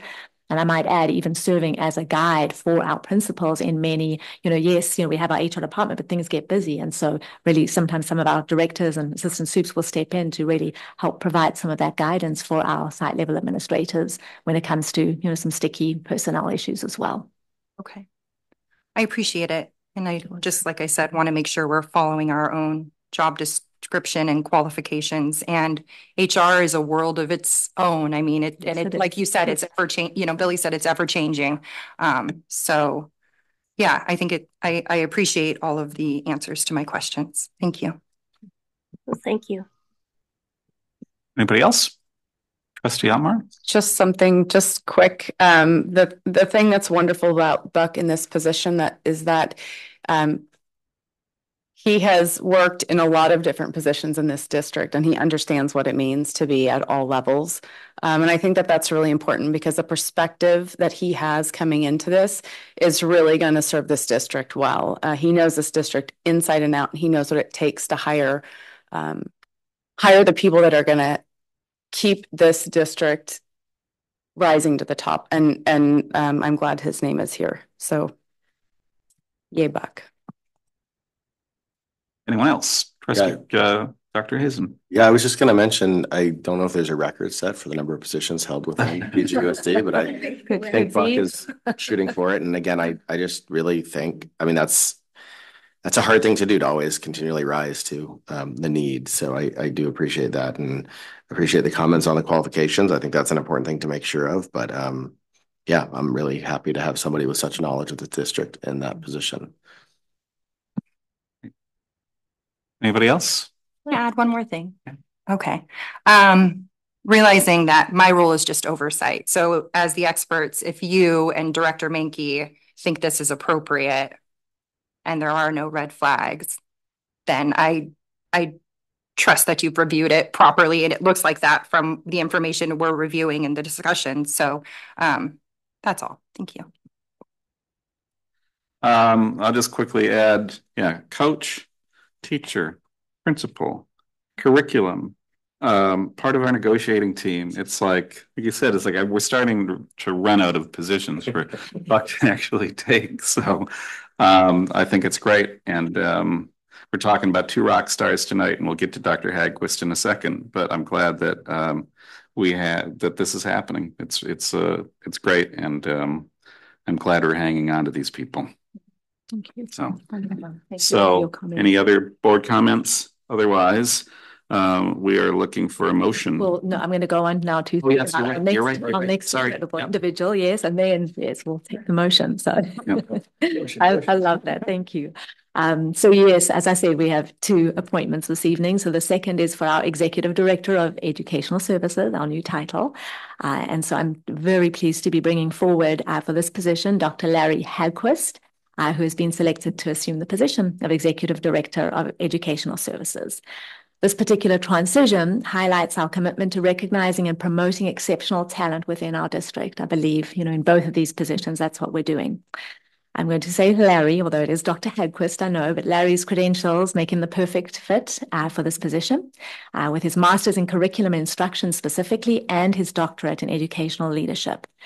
Over the past year, he has served as an assistant principal with distinction, His total of 26 years of service to PGUSD. I think that's, just notable as well. 24 with Buck and 26 with Larry of service to our district is marked by a diverse array of roles that will transfer well into this new position. And I just want to include a few of those that he has also served as department chair, BITSA, that's our new teacher mentor program, PAR, which is our peer assistance and review coach, our ILT. I know how you love these acronyms. So it's an instructional lead team member, school site council member, our GATE and WASC coordinator, and our WASC visiting committee member. He's also served as our ASB leadership teacher, athletic coach, TOSA, summer school principal, and also most recently assistant principal. So in addition to that abundance of experience, Larry has also served a variety of years teaching at the college level, specifically at Stevenson School and Brandman University, where he's worked with a variety of educators from the elementary to the post-secondary level, which really, I think, gives him that scope that we're looking for, which is really like finding a unicorn many times, right? It's that K through 12 component. And where he's, worked with that variety of levels. His broad-based experience and demonstrated ability to build strong relationships, and that's truly what's come forward, I think, in every role, but I've been able to see it this year in his role as AP, to see, him just serving with distinction is going to make him invaluable as he makes this transition. I know he is eager as well, just like Buck, to begin serving our community, our sites, and more importantly, our students. And most importantly, I think, too, it really will, bringing him into this position completes our cabinet and gives us what I feel is really going to be an incredible team. So it is with absolute pleasure that I bring him forward as well for this position this evening for your approval. Perfect. Once again, let's also jump out to public comment. Is there anybody online? No one? Anyone in the room? Let's go to the board. I'll start if that's okay. Yes, by all means. Ask for your permission. But I just want to start off saying I think this obviously has always been an important role in our district, but has become an increasingly important one. And I think, Dr. Hagquist, I still have a book of yours on data-driven education. So the goal of this board in trying to help bring more data to our decision-making, I think, is a role that you, I won't say solely, but you are particularly well-tuned to apply. So really excited to see you stepping up, but sad to see you leaving the high school, as my daughter will be the next year. I would love for her to have more interactions with you. So that's the sad part but as a board member, it's what's best for the district, not for my daughter. So thank you. Anybody else? Sometimes it's hard to sit in a room and listen to people just lay it on, but I'm really glad to see your name here. And although my kids are not close to high school yet, they will be soon, but I'm also a bit bummed that you won't be there when they arrive, but you'll be here. And I didn't know you had a book on data-driven. What is it? Data-driven education? Tell me I've more. only started it, so you might remind us of the title if you don't mind yelling it out, and I'll repeat it. Okay. It's basically the importance of data in education, though, like that how we've gotten wrong a lot of our decisions in education. We have not relied on data for making those. But I'll look at the title and get back to you. Okay. Or I can lend it to you next. You can lend it to me. Anyway, I'm into your book selections, and but I'm glad that you're here. I'm glad your name is here, and I'm excited for this. And I agree. I think this is a great cabinet. I think that we're set up for some pretty good stuff. So, Trustee McNary. Will you come back to me? Yes. Thank you. Trustee Carolyn. Thank you. Dr. Hagquist, it sounds like you're going to be welcomed into the DO soon. So thank you for your work. This is nothing about you as an individual, but I would, moving forward, so I remember when this was kind of brought up to us in closed session, and it was presented like, these are your decisions, Superintendent Adamson. These are not board decisions. And so, so with that, tonight I will be voting in favor of this. However, I will say, for me as a board member who really wants us to have process and policy and systems in place, I don't love appointing folks internally without flying a position first. I think that's a really good practice for us to fly positions. And it is fully possible that we would have flown this and Dr. Hagquist would have been the choice. And that would have made me more comfortable for this situation, especially explaining it to someone like why. And I don't want to just have to say, well, Dr. Adams said that it was a good idea, even though I appreciate your ideas. So I like to have a little more to go on when it comes to these positions, but I'll be voting in favor of this tonight. Thank you. Could I offer just a quick response to that, because this is our time to discuss? I will say, sometimes if you have a good candidate, I agree with you in generalities, but sometimes if you have a good candidate, flying a search can be more harm than good. If you do a search and then hire the internal candidate, that can leave also people feeling disenfranchised. So not to say that, but just to say that I would agree with you more if I was in or had greater concerns about the qualifications here, but I don't think it's a blanket like we should always fly or we should always not. But your point heard loud and clear. So thank you for bringing that up. Anybody else? I'd like to just add one thing too, and I'm in agreement with what you're saying, Elliot. Sometimes you don't fly a position because you have a qualified candidate right in front of you, and I think we have that. So I'm glad we didn't fly it, because I think that Dr. Hagquist is the right selection. And I think because of everything that you read and because of what he's brought to this district so far. So I have no hesitation, and I'd like to get on with moving to pass this if there's no other comments. I didn't get a chance yet, and Trustee Mary still, so. Thank you. I appreciate it.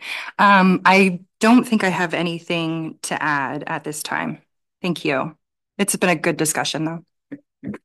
I'll make it quick. And I remember the first time I saw Dr. Hagquist in action with the students, and I'm just a big fan. The energy that you bring into the room in all the different positions that you've had is something that is invaluable in our district. And that's it. Again, just like rock star. Happy that you're here. So, okay. Can we get unless there are other comments, I'm going to make a motion to approve these two positions. Can I see a second? I'll second. All right. I made the motion, a second from Trustee Dr. Hazen. All in favor say aye. Aye. Anyone opposed? Passes unanimously. Thank you, everybody. Moving on to item J, resolution number 1135, Assistant Superintendent Joshua Jorn. Thank you, President Swanson. So as a part of our local control funding formula, LCFF revenue received, and we've been receiving this for some time now, there is EPA revenue that the district receives, and that is not the Environmental Protection Agency, as most of you might think. But there is a requirement, and this was actually brought up recently after the loss of our fiscal officer, and working with one of our subs, she brought it to my attention and asked, why are you not having this approved by your board annually? Well, I looked into it, and as a basic aid school district, it's kind of a gray area, but I think it's something that we need to do annually. It holds us accountable to the revenue, holds us accountable to an expenditure plan. It is something that the County Office of Education recommends, and I spoke with them as well. So tonight I'm bringing forward a resolution 1135 to approve the receipt of the district's educational protection account for fiscal year 24-25. There's no fiscal impact because it's lumped into our LCFF apportionment, but just to give just a frame, it's around $321,554 that are received. The board must adopt a resolution. The district must include an expenditure plan, which is included as, I don't know if we labeled it an exhibit. I apologize. It's on 96 out of 102 of your packet. We must post it to our website, which we will. And it's again available for our external auditors to confirm. And again, this is something that was reviewed by our external auditors annually. And because we were basic aid, it was kind of a gray area. So you'll see this brought forward every year now in anticipation of receipt of this revenue. You'll also see me bring it forward on the amended calendar in, I believe it's October or November. And that will be the approval of the actuals. So this is the proposed anticipated revenue, and then the actuals I will bring forward in November. So we'll see it 2 times a year now, and it will be a regular item on our board calendar. All right, thank you. Let's go to public comment. Anybody online looking to comment? Anyone in the room? Seeing no one, let's go to the board. Board, any questions, comments, concerns? Thank you for the introduction because it did answer my questions. No, nothing further. All right, anybody else? Okay, Ken, this is item J. We do need a motion and a second to approve. Happy to make a motion. Oh, sorry. Did we did public comment before Yep. board. We're all over it tonight. We're gonna triple public comment. So we need to do a roll call for this one. Oh, this is a roll call? Okay, all right. So we have a motion from trustee McNary. Did you second trustee Dr. Hazen? It looked I like questioned, but I can. All right. Question the process. I second. I have a second from trustee Dr. Hazen. This is a roll call vote. So President Swanson. aye. Clerk Dr. Hazen. Aye. Trustee Otmar. Aye. Trustee McNary. Aye. Trustee Swanson. Aye. Awesome. Passes unanimously. Moving on to item K, proposed board calendar. Dr. Adamson. Yes, let's see. I don't think I have anything new to make mention of. I did draw attention to, if you also your email before coming here. Unfortunately, I know we had really wanted to add the restorative justice partnership training to our August 15th governance session. Unfortunately, our incredible trainer is not going to be available for that evening. So I'm hoping to gather just some more dates from all of you. I don't expect you to have them here. If you could, just email Lucero and me in the next 2 days, and then we can hopefully narrow it down. We're just looking at 2 hours. So, I'm proposing sort of 6 to 8 on an evening in August. If we could find, a date that works, that way we can reschedule. That would be wonderful. But other than that, nothing really to draw attention to. We've added, I think, all of the items. I know that we did make a move on the TK through 3rd grade Spanish language classes, which we'll, be bringing forward in September. But everything else, I think, is so no real changes to the actual calendar. So it doesn't really need, unless there's board discussion. Well, is there public comment? We should just check to be sure. There's no and nothing in the room. I have a clarifying question. Yeah. Dr. Adamson? Yes.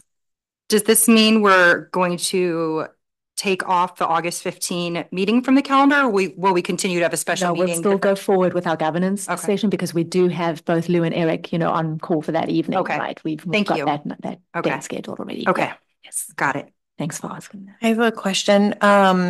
Since I've already, and perhaps other trustees have already reserved in their calendar September 19th, can we try to do restorative justice training then? Or is it just a bad idea for September? We could look at that. I mean, we've got that as a date, so I will go ahead and reach out to our trainer to see if that night works for her. Absolutely. Yes. Okay. If that, I see nodding of heads from everyone. Yeah. That use a special meeting we have would be great. Yep. Check at that for sure. Yeah. Okay. So, but no changes. So there's no action that needs to take place in this particular item, right? Moving on then to information discussion and future agenda items. And that is my item as well. Any future agenda items? Well, let's go to public comment first. Thank you. Sorry, President Swanson. Nobody online? Anybody in the room? Public comment on future agenda items? No. Board? I've got a question and then so somebody reached out to me recently and asked if we could do a future agenda item on a it's like it's called like Project 2025 or something like this. It's in the federal political realm right now. Which I don't know if Dr. Adamson and Brian, if you want to put that on or not. I don't know if it falls in our jurisdiction. However, the reason I'm bringing it up, I sent that individual the link online on our PGUSD board website for submitting agenda requests. And so I just wanted to make sure that that is being monitored somehow. Have you guys seen anything come through? Do you know if have you tested it in a while or? Zero receives those and I think we verified. Oh, do they come? Your microphone. Thank you. Where's Mike? Anyway, so if we could check, because there might be a request coming in. So that was my first thing. We will verify. Mhm. My second thing is, would you be open to bringing us an update on the school services HR review in the next several months? We will make a note of that, yes. And that has, I think even when we presented it back in January, we had said we would be coming back with an update. I do believe it's been busy, I think, now with our new Chief Human Resources Officer. I think that's executive. What is the name? Yeah, Chief Executive Human Resources Officer. Human Resources. Yeah, I think that would be a great, first task. And in fact, he's already brought it up in some of the discussions we've had. So great. So I think we could look at that in the next couple of months for sure. Okay, that's all I have. Anybody else? I just want to make sure that as a board, we're continuing with our cultural proficiency / DEI training. So it sounds like, I don't know if we have a plan for what that looks like. Or if we could develop one, or if we're just gonna keep one-offing, like one with this group, one with that group. I don't know.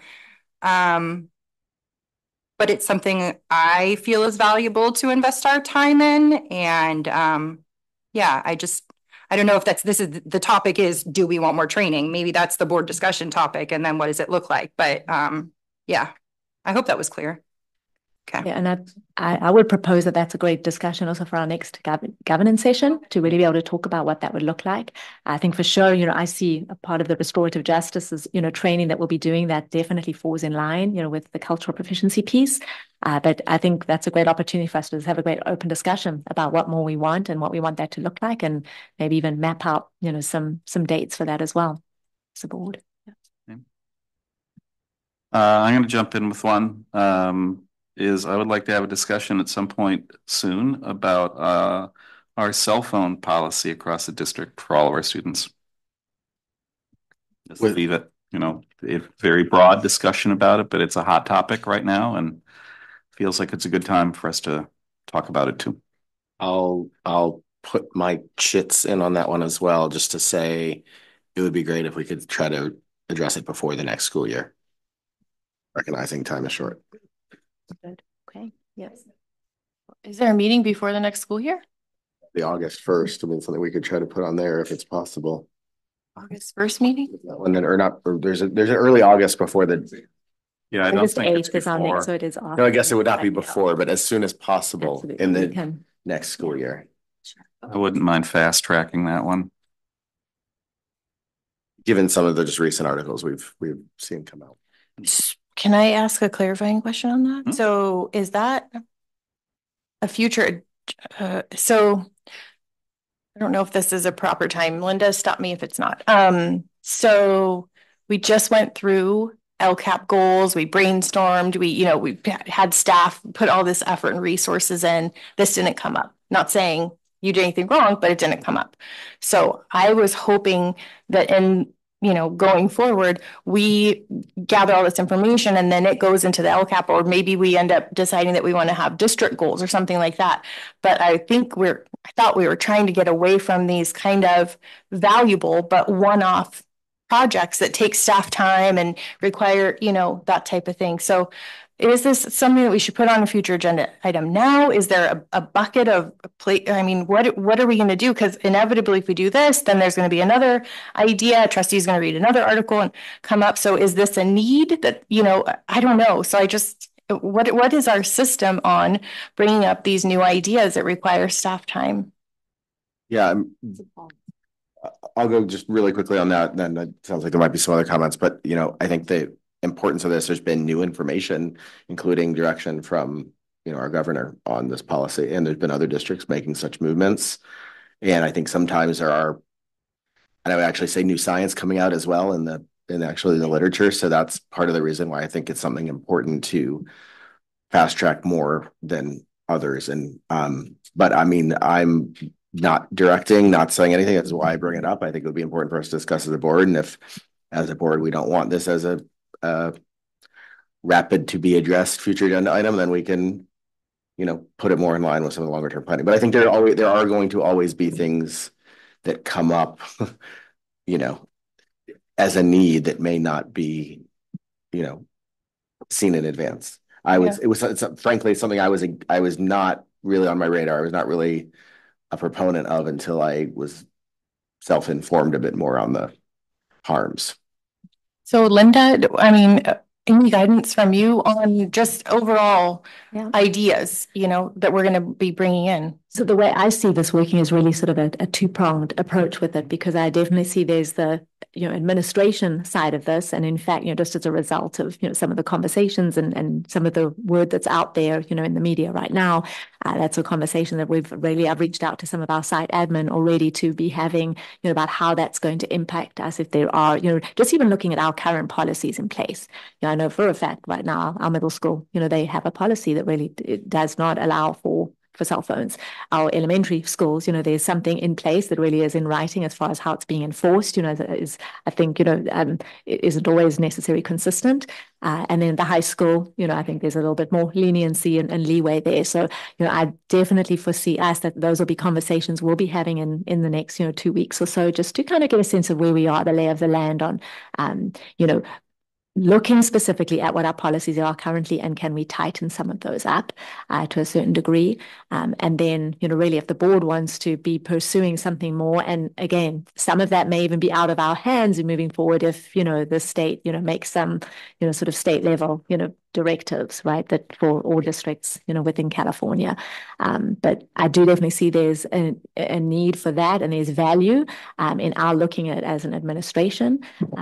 And again, you know, I think that could be an update then at one of our next meetings and kind of getting a sense of where we stand and even having that open discussion, you know, as a board. I see value in that. Okay. To be frank, I mean, I would draw a direct, strong line between this and safety, which is one of our LCAP. Student safety is one of our mental health. And mental Okay. health, which is one of our. Do you feel it can fold into the LCAP? What's that? Do you feel it can fold into the I LCAP? think it's directly addressing one or two of LCAP goals. Okay. And I'm seeing nodding as well. Okay.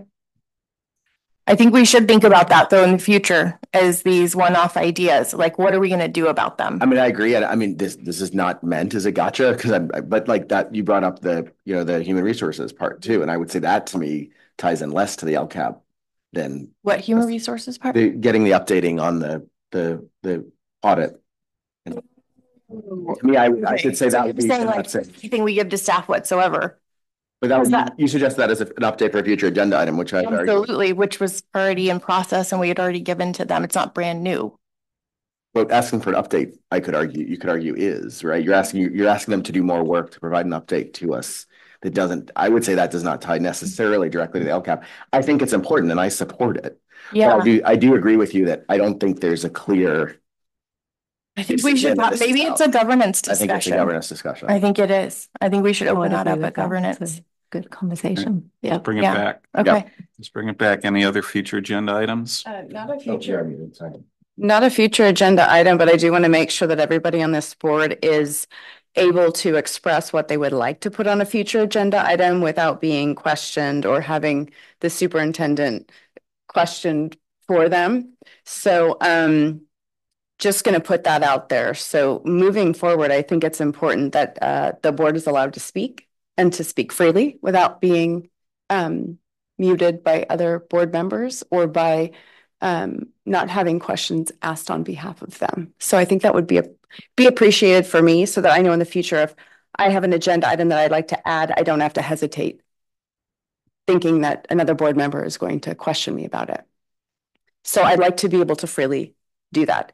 That's the comment that I have. I also agree. I would like to see cell phones on a future agenda item. I don't think that it sounds like at the high school, we don't have a strong policy in place. And I would like to discuss having a board policy that really addresses cell phone usage on behalf of, that would tie into the LCAP for safety. And as soon as we could get that on the agenda, if we can do that at our next board meeting, that would be great. And if that doesn't work, then it just kind of as soon as possible. I think that that's important for the safety of our kids in this district, because we've already seen an example of kind of what technology can do unmonitored. So I also think that that's it ties in a lot to bullying, you know, even at lunchtime hour, all of that. So that's all I have. Thank you. Thank you. Any other future agenda items, board? I just want to also go back to you though, because I feel bad that I jumped on your agenda item. What do you mean? Just to make sure I represented what you were looking for. Okay. We're good. We're all good. Yeah. Anything else? Other than that, then it is 8:52 and this meeting is adjourned. We'll see everybody August 8th for our next regular board meeting.